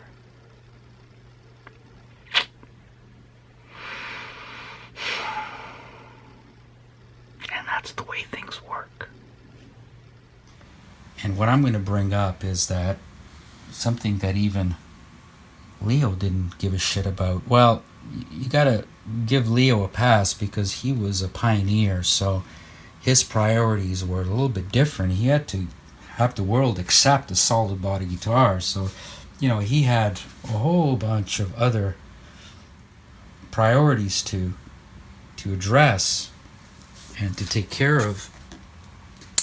But what he did is he mixed chrome-plated parts with nickel-plated parts, and that's something that makes me sick, and I can't sleep at night. But of course, it wouldn't matter a tinkerer. That wouldn't bother a tinkerer. They wouldn't even think of it. But it really bothers me. It really bothers me. So nothing here is a mixture of chrome and nickel. So what I'm trying to say is even the aluminum parts, I made them nickel plated. For a fortune they charge me. And of course nobody cares, but that's okay. It's okay. I care. That's what matters, right? I care. So everything is nickel plated. And except for the saddles, because I wanted to get some titanium saddles on there. They're natural titanium. You could see the color difference even. And these are aluminum knobs. The same deal with that. I wanted them nickel plated because I use mainly nickel. Now, if I build a guitar that's chrome, it's gonna have everything chrome on it. Okay, it's something that very few people notice, but there's a difference in color between chrome and nickel, and it just bothers me. Bothers me. And so here it is. Look at the nut. Even that's aged. Everything's got to match. Look at that. So that's it. Look at that pig guard, how it's aged. See? That's it. Another wild beast that you can't find at your neighborhood or the cool online guitar shop. No. Only a narcissist can create one of these. You gotta find a narcissist, understand? If you find a true narcissist, I can guarantee you're gonna get something very special. Very special. You know why? Because he's got something to prove. Something that's burning in his soul. And that's an advantage for you. It's as simple as that. Toddlers. Now let's get on to the last guitar in this series, which will be extra special. And wait till you hear the weight of that one. My God. Let's go. Oh my goodness. We got a thin line. You know how I feel about thin lines. There's something magical about it. Something mystical about thin lines being it hollow. Isn't there something mystical about hollow guitars or semi-hollow guitars? Oh, I can't even describe it. I love it. So here we go. And this one has got a this one's got a basswood body, which is equally soft as Obici, or almost as soft. Basswood. And then it's got a plywood top. See? And it's a semi-hollow. And, oh my God, you know, it's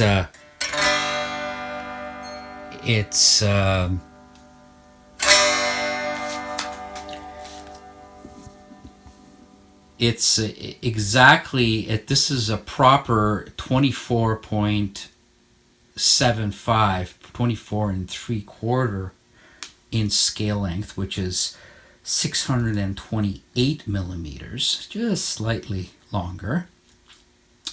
Just the neck I had that would match this. And it's the pickups. Again, I built this to use the pickups, and it says LS on it. Now, what does LS mean? I told you that I researched vintage Fender pickups in the various periods pre-CBS, and this is the very first pickup actually that Fender used in 6-string guitars, and LS stands for lap steel. So this is the pickup that was not used in production Telecasters, in the production guitars. This was the pickup used in the prototype Fenders, and they just simply took a pickup that they normally put in their lap steels, which were made prior to the guitars, and they used a lap steel. So this is got the specification of a lap steel Fender pickup. Isn't that cool? And this is also, again, the same specification, my GF90, Gibson / Fender 90 pickup that I came up with. And it's got the same specification with slightly less windings around the magnets.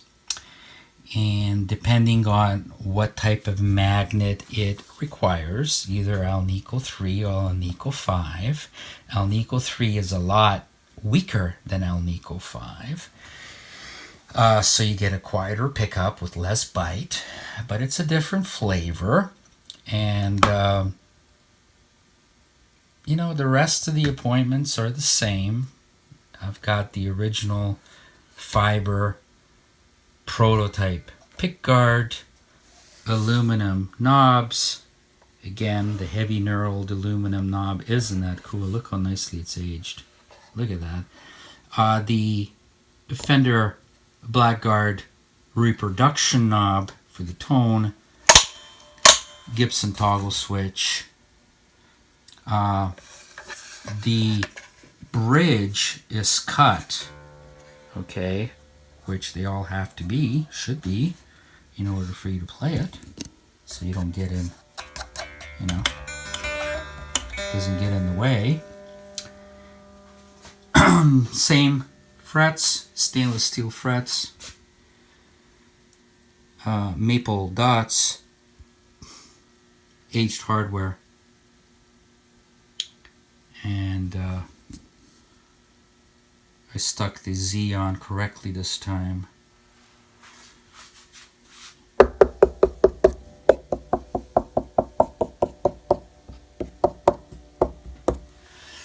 And turning it around, we find this is guitar number 213, which is 280320. March 28th is when this was made. Quarter sawn mahogany neck, spike neck joint. Also lightweight ferrules, string ferrules. Aluminum strap buttons, nickel plated.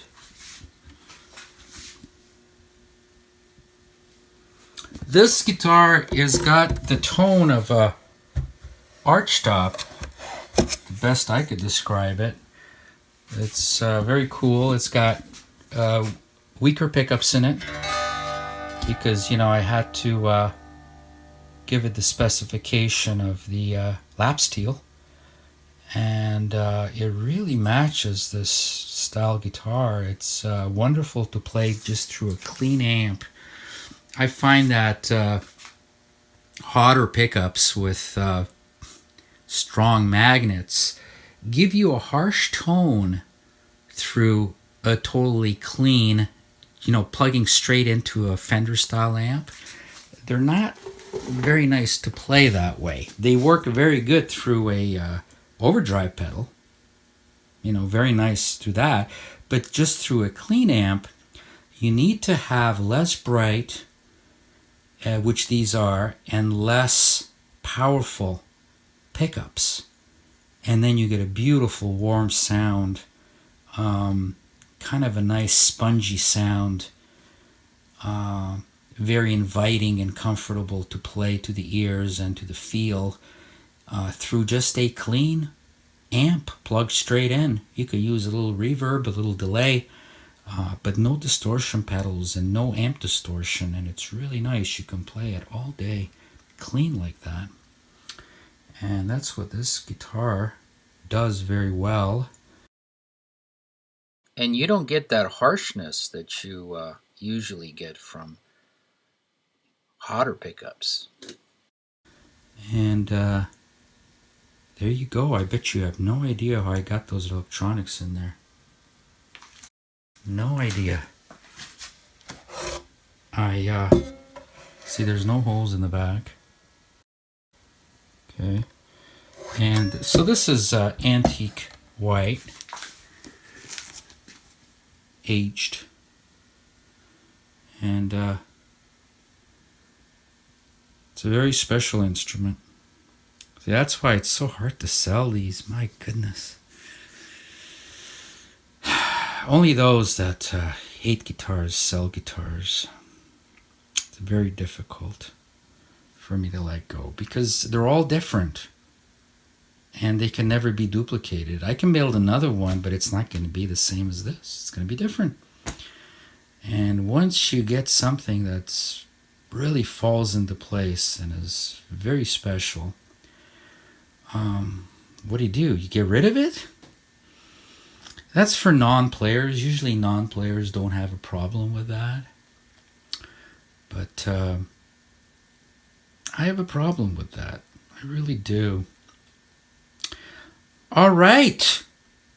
You've seen all 5 of these incredible instruments in the series, which was a study in Fender vintage pickups and the introduction of my own invention, the GF90 pickup.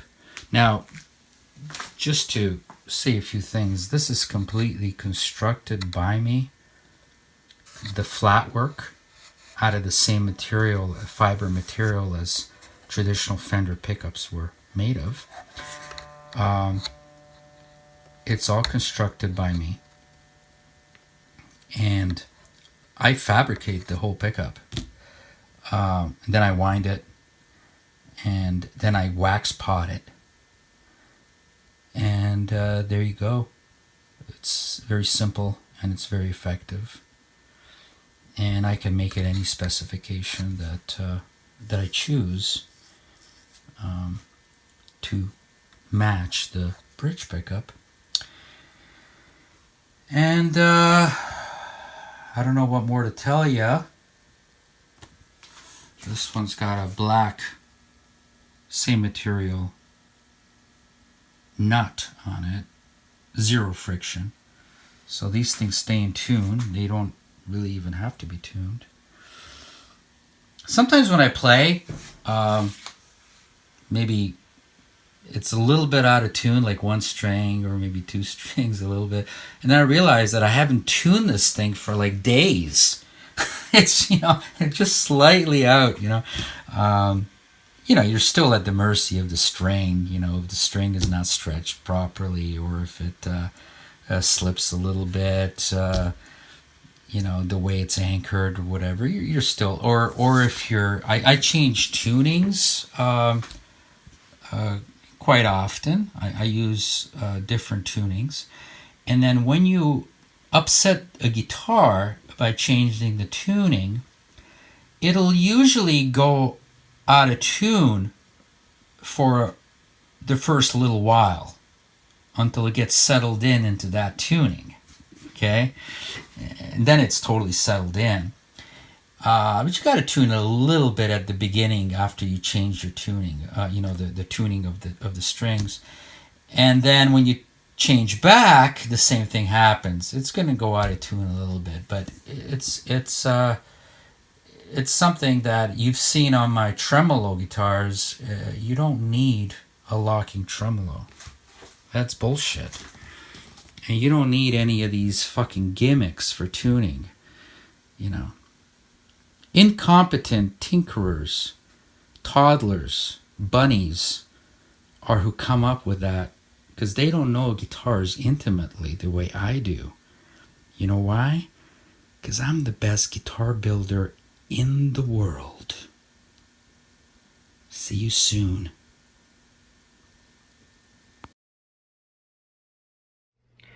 Hey, you can't go yet. The party is just ready to start. It's just starting right now. I've got all kinds of sound samples, lots of recording, and I had too much recording. I did all 5 guitars. One set of guitars, I recorded it, and then I re-recorded it again. So there's 2 recordings of each set. No, I didn't say that right. There's 2 recordings of the set of 5 guitars. 2 separate recordings. So there's 2 separate sets of the 5 guitars. And I was going to just keep a very limited number of clips in these sound samples, and well, they're not really sound samples. I'm actually playing full composition sometimes. That's what a lot of people don't do. I just fell off my mountain bike today and I crushed my lungs, and so it's a good thing because the video's done, but I'm in pain, and I can't hide my pain. Oh man, I'm a mountain bike rider, and I was gonna take this corner real fast and not use my brakes, and it was on gravel, and gravel is like ice. It's just the bike just disappears from under you, and then you just come crashing down, and you crush your rib cage. And I couldn't breathe for seems like a long time. I was just on the ground. I couldn't get oxygen because maybe I broke ribs. I don't know. But anyway, I did this 3 times in the last 6 weeks on the same trail because it's all gravel, and you don't realize how slippery and how unstable gravel actually is until you find yourself on the ground, you know, in an instant, just like that. You don't even know what happened to you. Okay, so tons of recording. This is a long video. I hope you're here for the long haul. What the hell? We got nothing to lose. We got time, right? You only live once. Might as well just take it easy and don't do things in a hurry, in a haste. Take your time and absorb it all in. So that's what I do. I don't like to rush things. If I rush things, this is what happens. I crash, or I make a stupid mistake when I'm building a guitar, just because I was careless, I was lazy, I was in a rush. Usually lazy. Lazy to measure twice, measure 3 times before I cut or drill a hole. And let's not forget concentration. See, if you're making a guitar by hand, you gotta concentrate all the time, 100% of the time. Because one wrong move and the whole thing is shot, or it is damaged. One makes a mistake that will take a lot of time and effort to correct. It still will never be the same.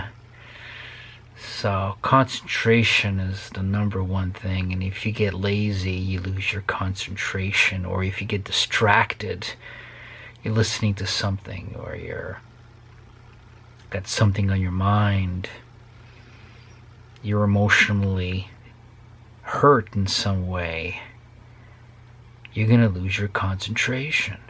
This is not CNC guitar making, okay? Everything has got to come from here and here. Every operation is hand guided.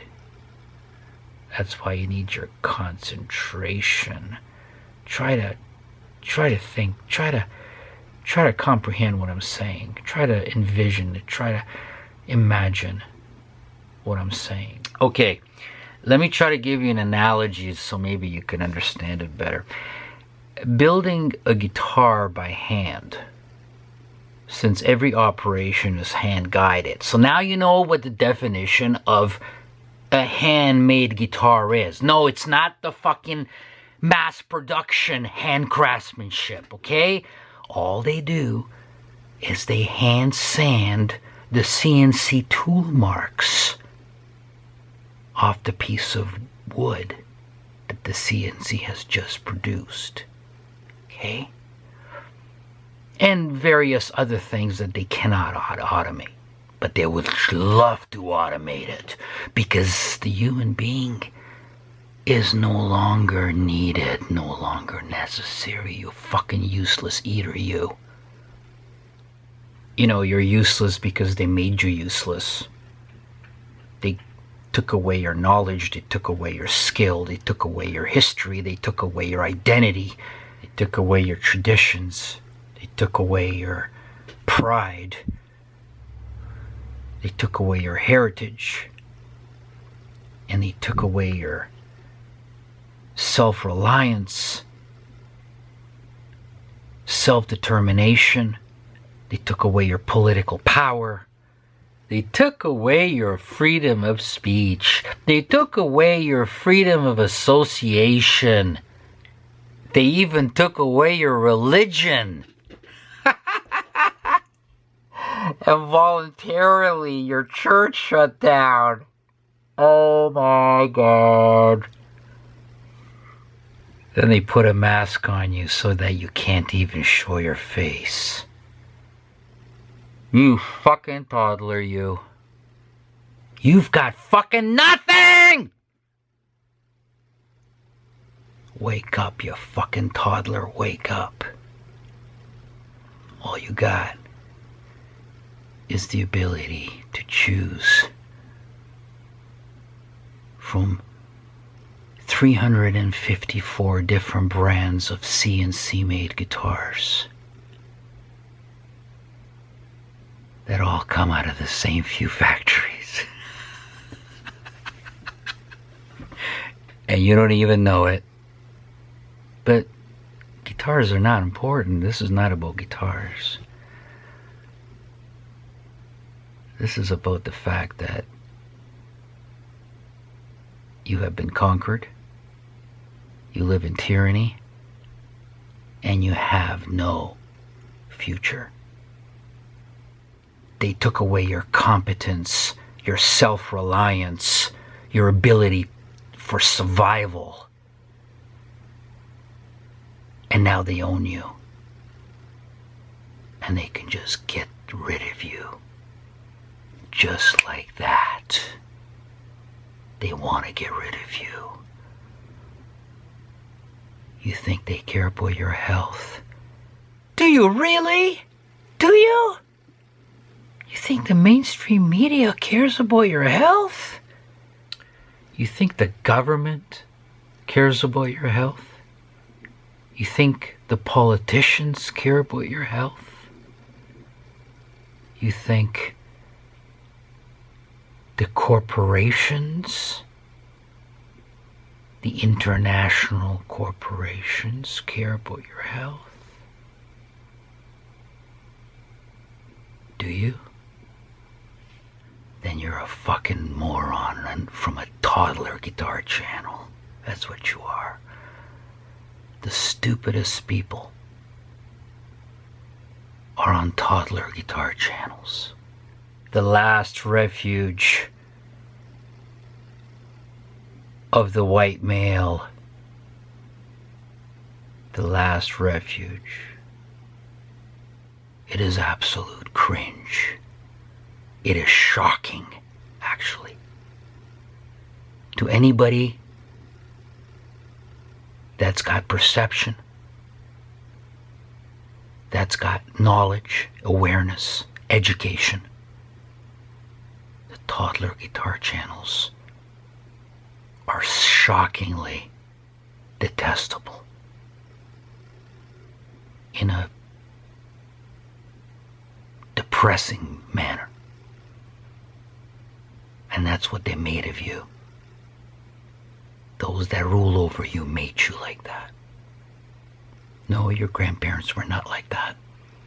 Your great-grandparents, going back hundreds of years, they were not like you. You love technology. Well, now you're gonna fucking get technology. Right in your veins. They own your mind. They own your body. They own everything. And you know what? You deserve it. You fucking deserve it, you. Look around. Don't take my word for it. Look around.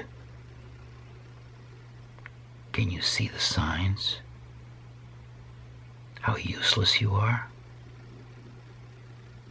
You just wait. make it very clear to you, in case you've got serious perception issues, discernment issues. You'll understand soon enough. But let me give you an analogy. So building a guitar by hand is like driving a high-performance motorcycle, or any motorcycle for that matter. You gotta concentrate 100% of the time, because if you don't, it could mean your life. Just suddenly, without you even knowing it, disaster happens. So that's what it takes to build a guitar by hand. 100% concentration at all times, and sometimes we can't do that. Mistakes happen because it's handmade. Do you get it? No? Still not? I give up. The whole thing is created from raw lumber, and it's competing with CNC. Alright? So if you're a toddler on one of these fucking useless guitar channels with a very nice guy, you're not going to learn these things. You're going to learn about the latest plastic Fender, or the latest $149 ES335 copy made in China with fancy wood and fancy pickups. Boy, what a bargain that is. You don't realize that you've dug your own grave. You have no future because you haven't supported human craftsmanship. Human competence, that is. Competence. It's not really in plentiful supply any longer. See, it's not about me.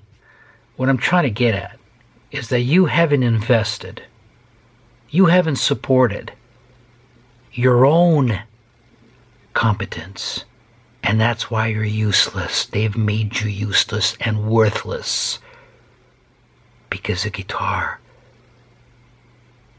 is now worth $150, whereas before it was made by real people with their hands and their skills, and it was worth $1,000, which means that you were worth $1,000, and now you're worth $150 fucking dollars, and you're disposable and replaceable.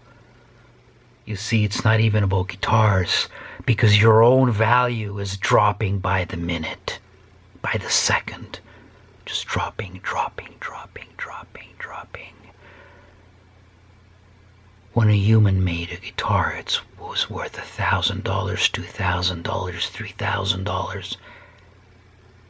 And now you're worth $150 if you're lucky. And they don't even want you. They don't even want your hands on it. It's made on the other side of the world. So you're beyond useless. You're not needed. And that's why they're dying to eliminate you. Just as the guitar is, as I have explained previously, you are pointless without a purpose. And that's why it can be, and maybe should be, and will be eliminated. Because you haven't invested in yourself, in your own competence, in your own abilities, in your own life, in your own future, in your own accomplishments. They've made it that you no longer have any accomplishments. And without accomplishments, you are worthless. you have no worth. You understand my analogy? You invested in technology by buying it for pennies, which makes you worth no more than pennies. And it's gonna bite you in the ass. It already has. You're being eradicated. So take the poison. It will be administered by the military in a powerful way. Because they care about you so much.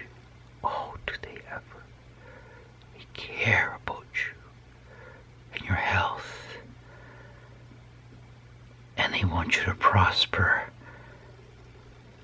And they want you to have a most beautiful future.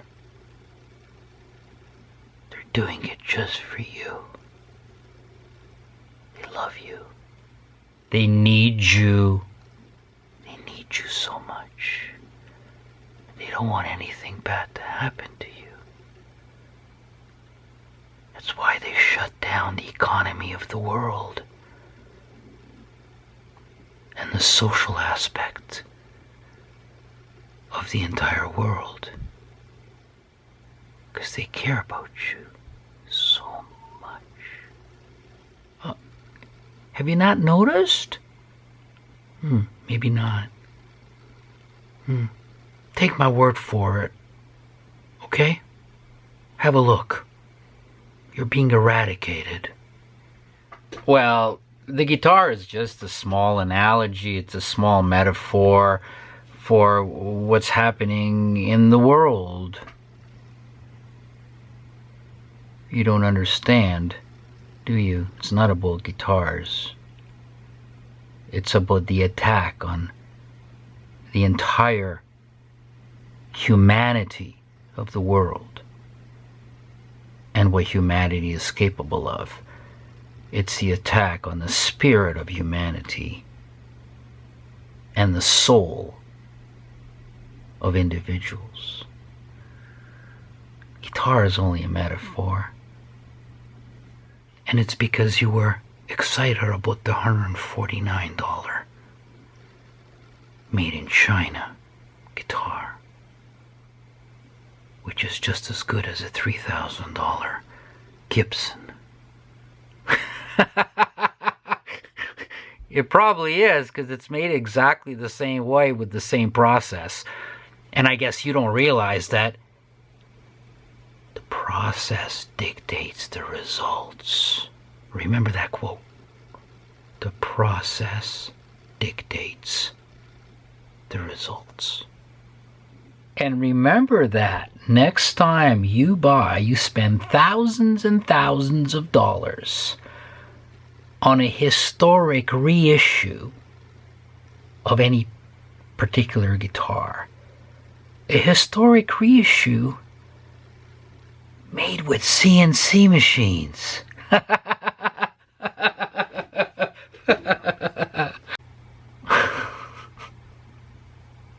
They have 125 different Fender Telecaster models and the same number of Stratocasters. Oh my God, all fucking plastic, all off the fucking CNC. And that's what you hear about on the Toddler channels, because that's all the Toddler knows. But not here. You get something different here.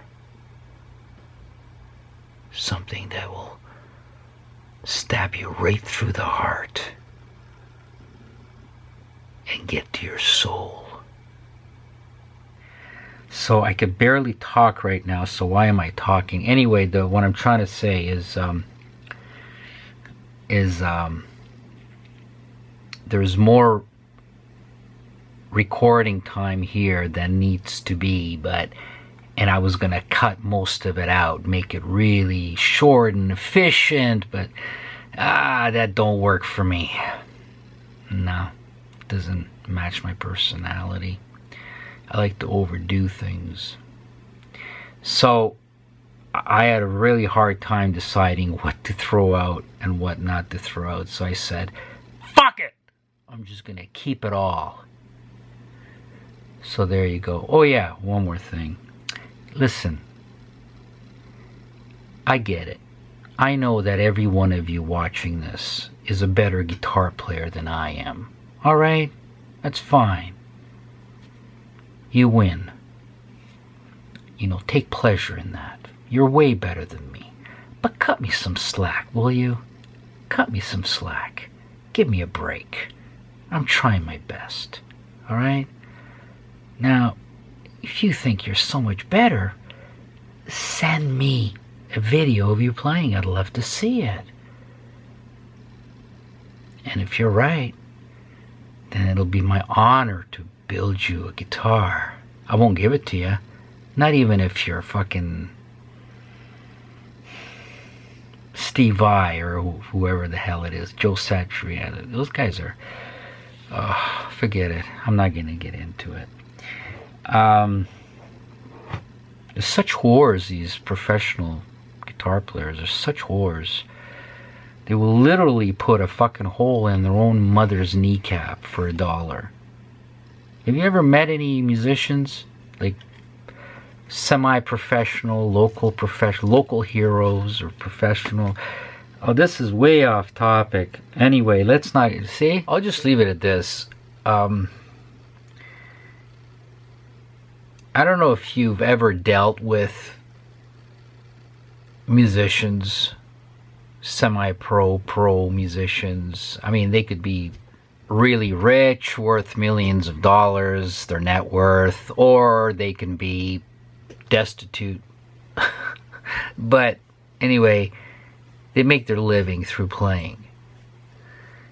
And they're absolutely identical to women in the sex industry. You know what I'm talking about.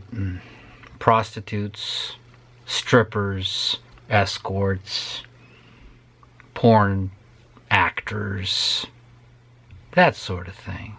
Have you ever dealt with women in the sex industry? I don't mean using their services, but just an association with them, conversation with them, knowing them, interaction with them. You will realize that they lack something. They lack something inside. They're empty inside. And they do everything for money. Everything has to be for money. And that way of operating carries over to every part of their lives. It's kind of quite interesting to witness. And that's what pro musicians, pro guitar players, or at least the ones that attempt to make a living out of it, that's the way they behave. Exactly like women in the sex industry. Have you ever tried to have a relationship with a woman in the sex industry? Now that is like getting hit by a train from behind, and it ends up in a terrible train wreck, and you're going to be the victim.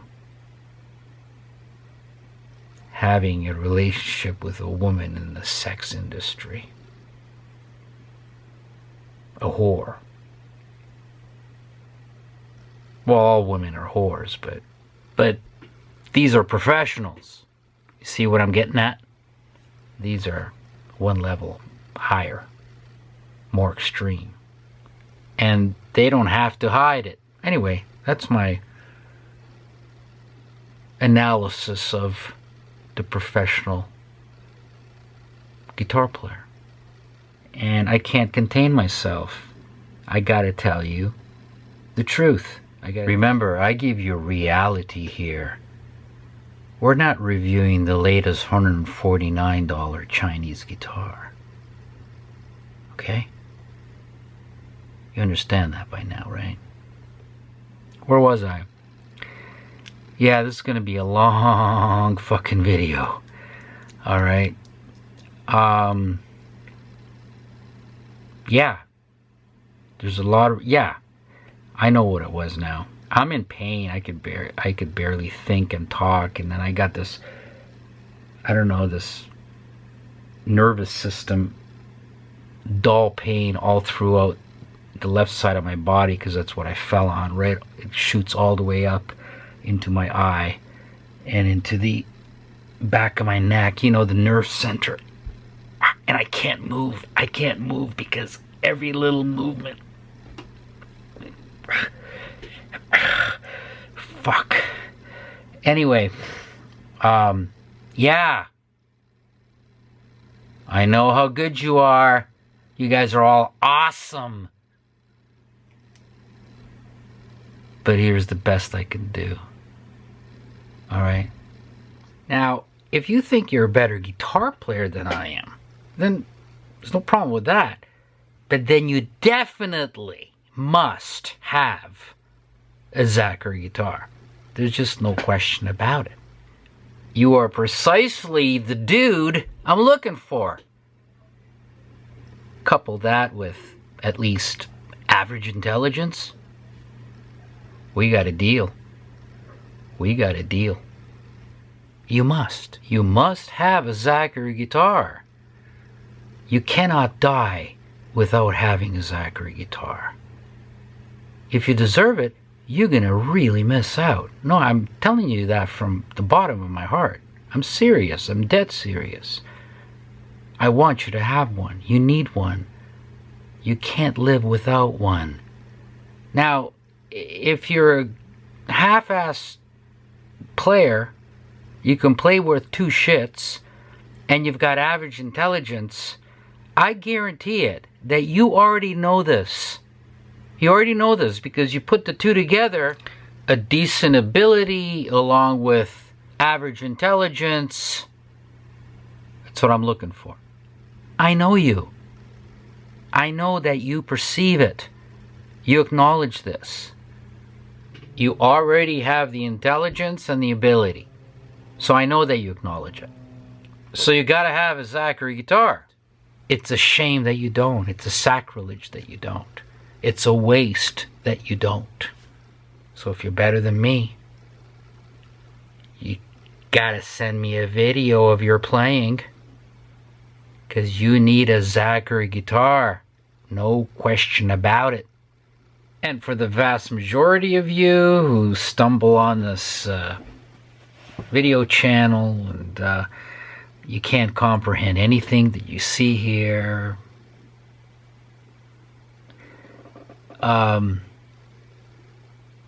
you know, at best you may be offended, maybe, but you don't really notice anything. You've just introduced yourself to me. You just gave away exactly what you are. And I understand that as well. You helped me understand it. If you don't know much about guitars, if you're not really a player, then what use is my work to you? You understand? It's not like I'm trying to exclude people. It's just that if you're not a player, if you don't know much about guitars, you're very casual about everything you do, you've got low intelligence, okay? That is why PRS was created, just for you. Not what I do. I understand that, okay? And then if you don't have the money, I guess, then you've got a myriad of Asian brands, fake brands, made-up brands, quasi-brands, phony brands, whatever. Because it doesn't really matter to you what you got. It doesn't matter. It's like selling pearls to swine.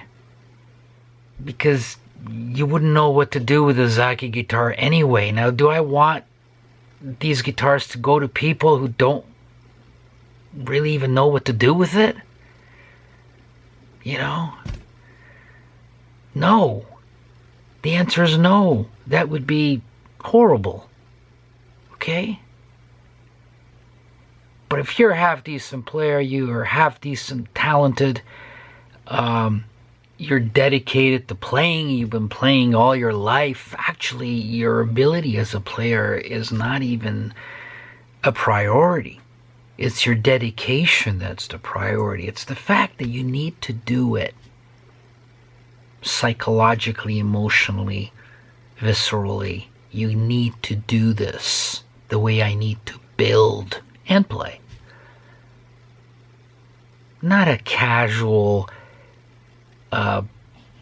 toddler channel subscriber for your free little entertainment, 10-minute entertainment. No. You know, it's not for you. A Zachary guitar is not for you. You've got at least average intelligence. You know. I don't have to tell you, I don't have to sell you anything. You know that you must have a Zachary guitar. And I agree with you. You must have a Zachary guitar. You get what I'm saying? Ironically, you know it. But you gotta be at a certain level to know it. That's what I'm trying to say. It's kind of hard to comprehend. Again, you're going to comprehend exactly what I'm saying if you have those endowments, let's say. But if you don't, you're not going to figure this one out. The first set was recorded with my little butterscotch amp at my feet. Okay, the microphone facing me. So you're going to hear a lot of pick noise. It's picking that up. It's my little butterscotch Fender Champ clone with an 8-inch speaker. Keep that in mind. Now, you can't really compare the two sets of recordings because the second set was recorded with a Mesa Boogie facing me. So the mic was oriented away from my guitar. So you hear less pick noise, more of the amp. But the problem is you can't compare the two recordings because they were recorded completely differently. One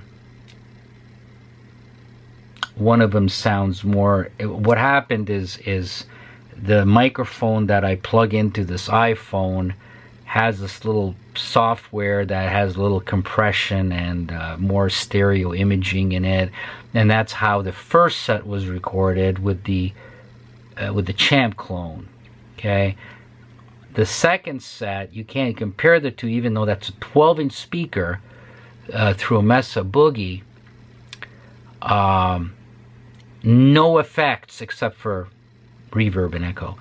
The Mesa Boogie has no effects. The first set has an overdrive pedal through the clean Champ. The second set is no overdrive, no pedal at all, except all the distortion you're hearing is it's going through the EL84 tubes. So that's really natural distortion. And but you can't compare the two because the second set recording of the Boogie amp in front of me,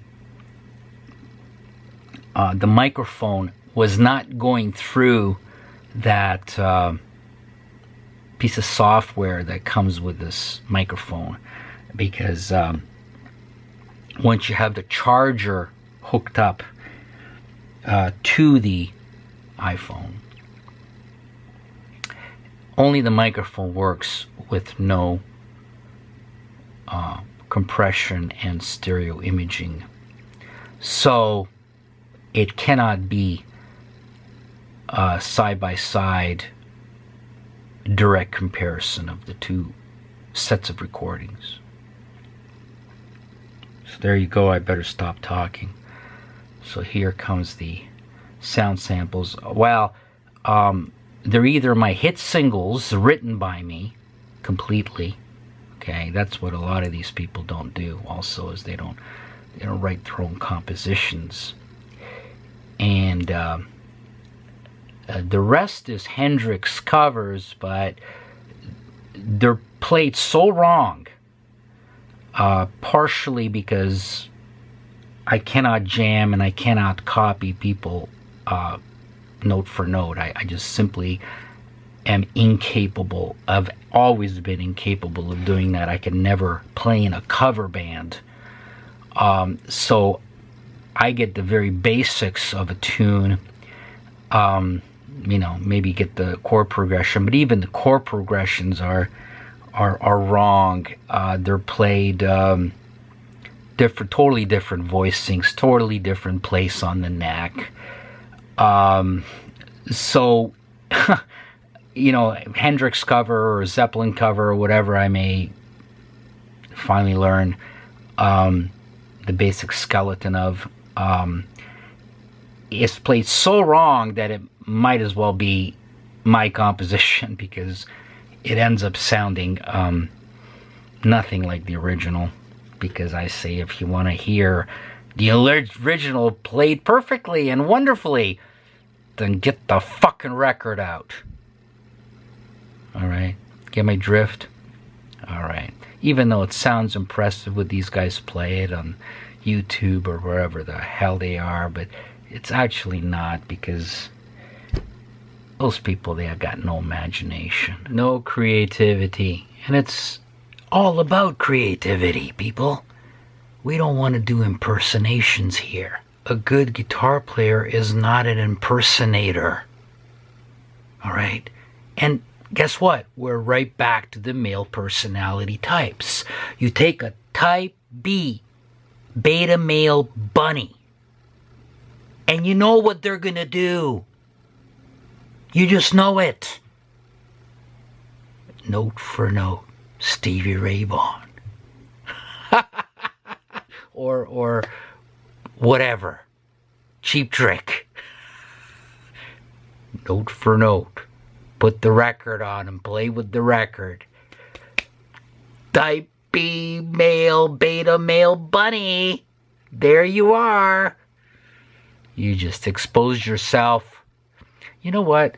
Learn these two male personality types. It'll give you a perspective of what's going on and what you are. There's no shame in what you are, because you're born with it. It's immutable. You can't change it. You cannot change it. No matter what. Okay? The type A, the alpha, cannot become a type B beta. A type B beta can never become a type A alpha.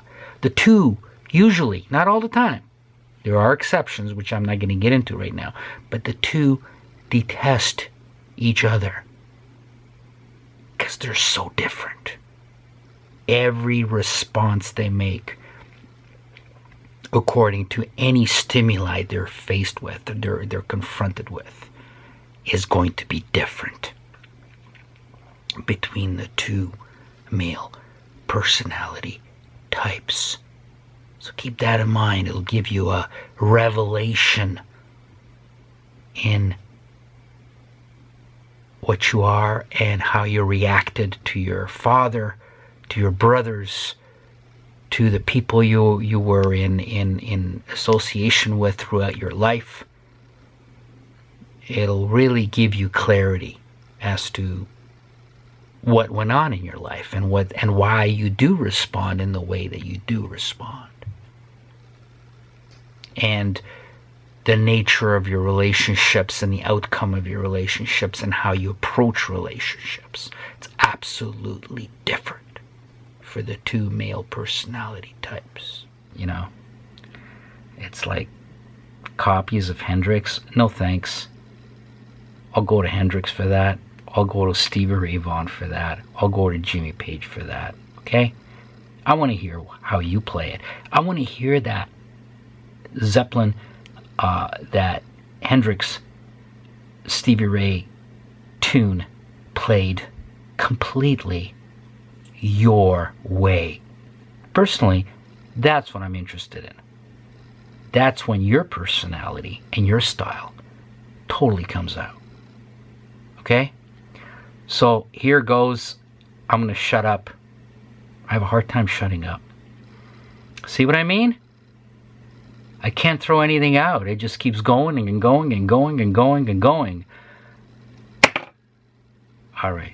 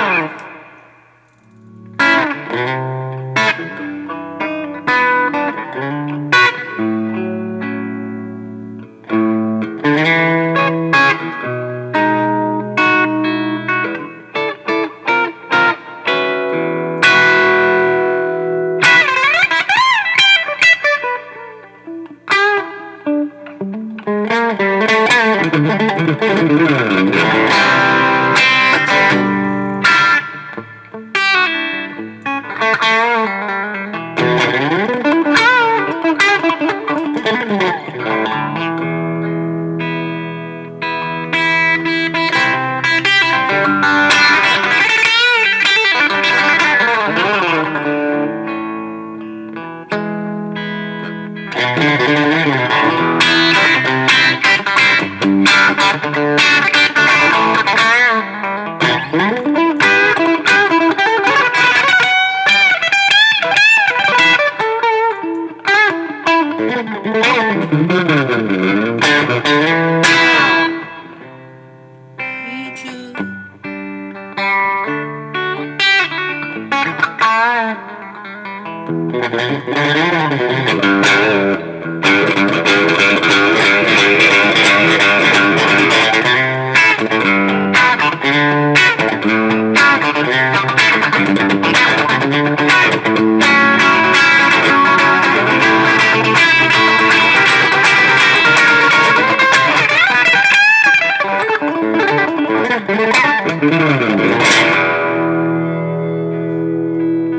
on, I gotta get warmed up here.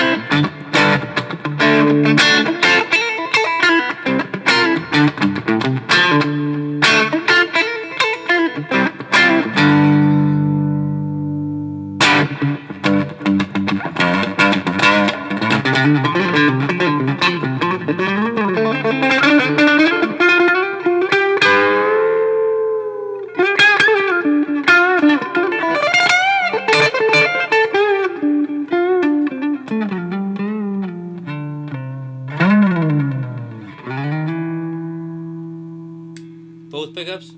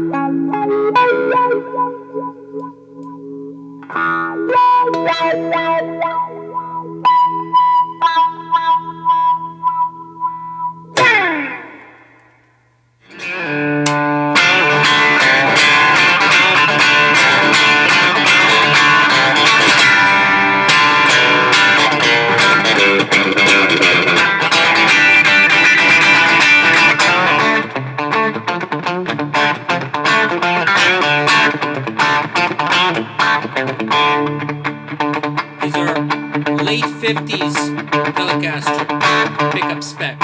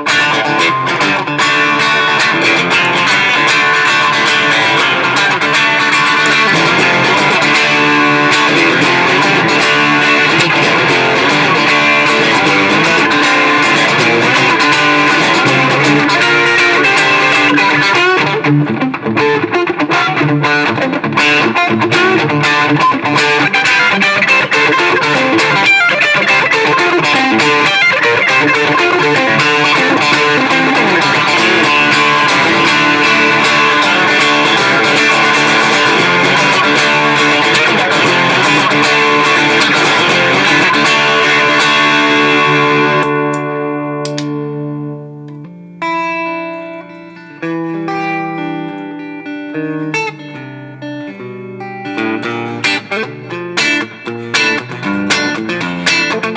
it.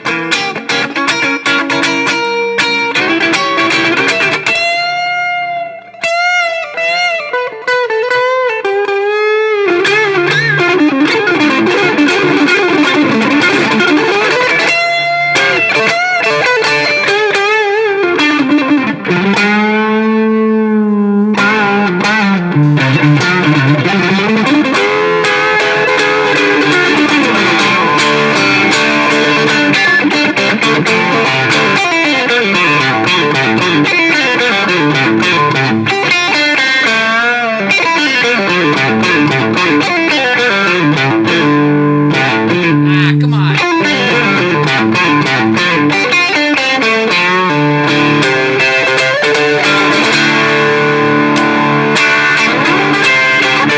So neck pickup.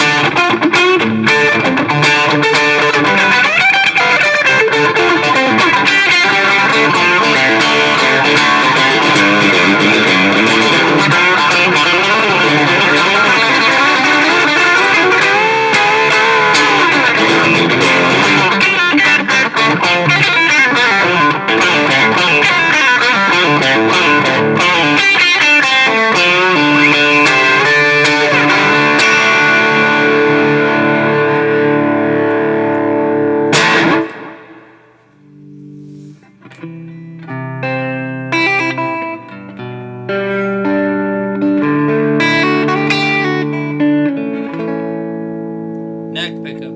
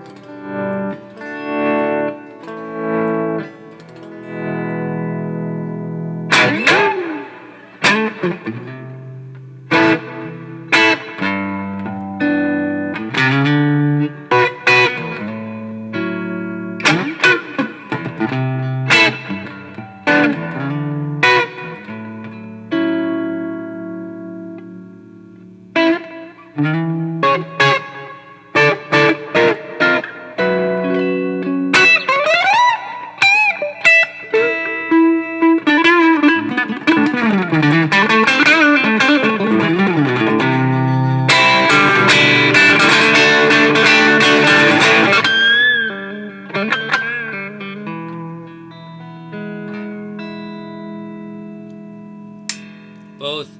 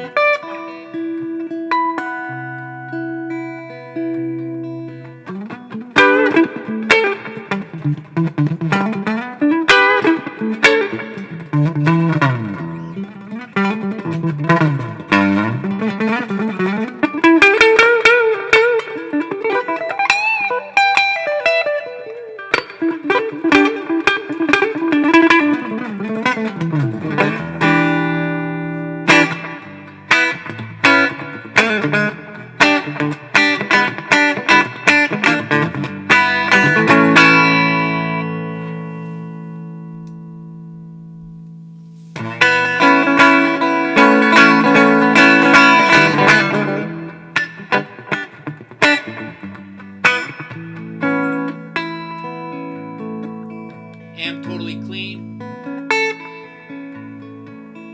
Tweed Champ clone.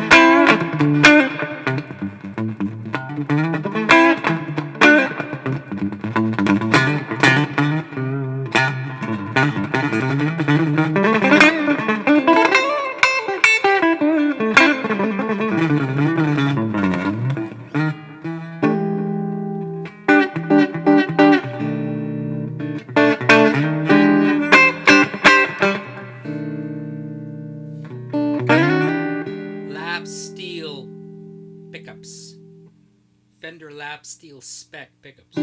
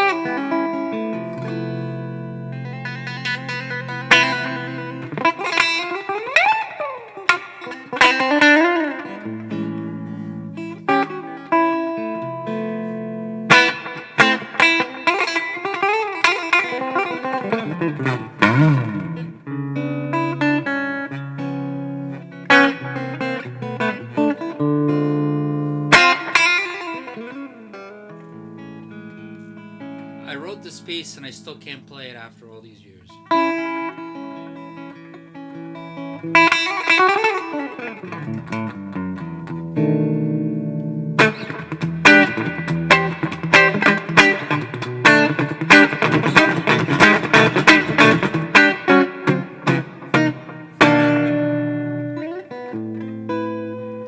It does sound like an arch stop. I don't know if it's coming through or not.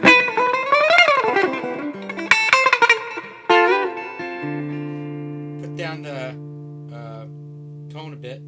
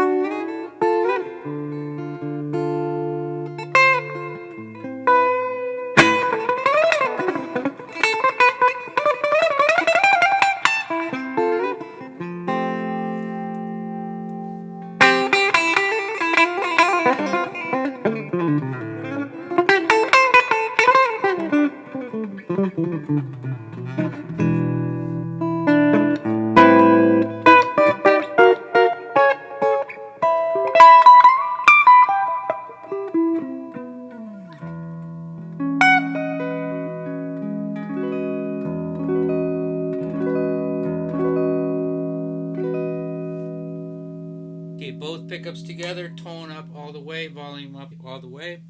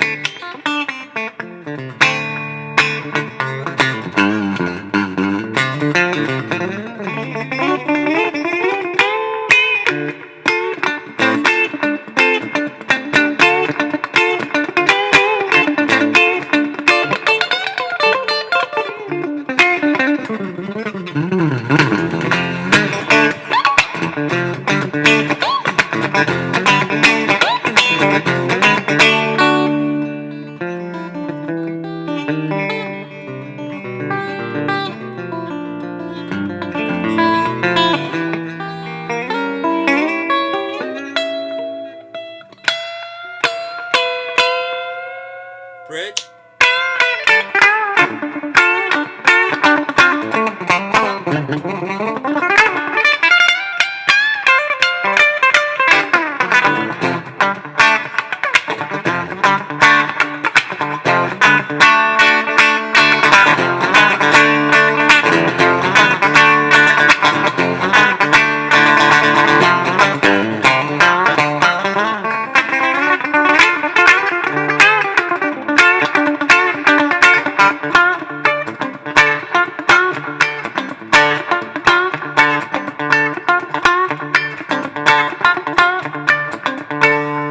Oh, it's clipping.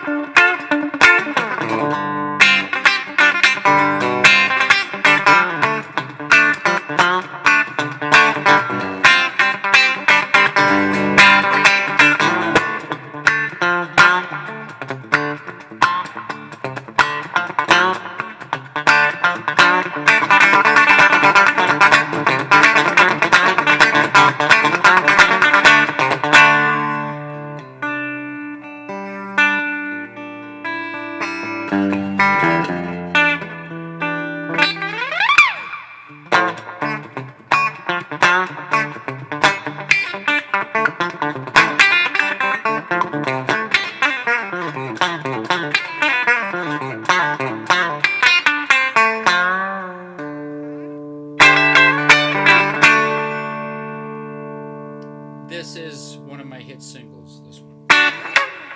Now here's another one. For this, I'm going to put it in the neck pickup position. And I'm going to turn on my Leslie. That's a treat for you. Listen to this tone. All right, I turned on the Leslie.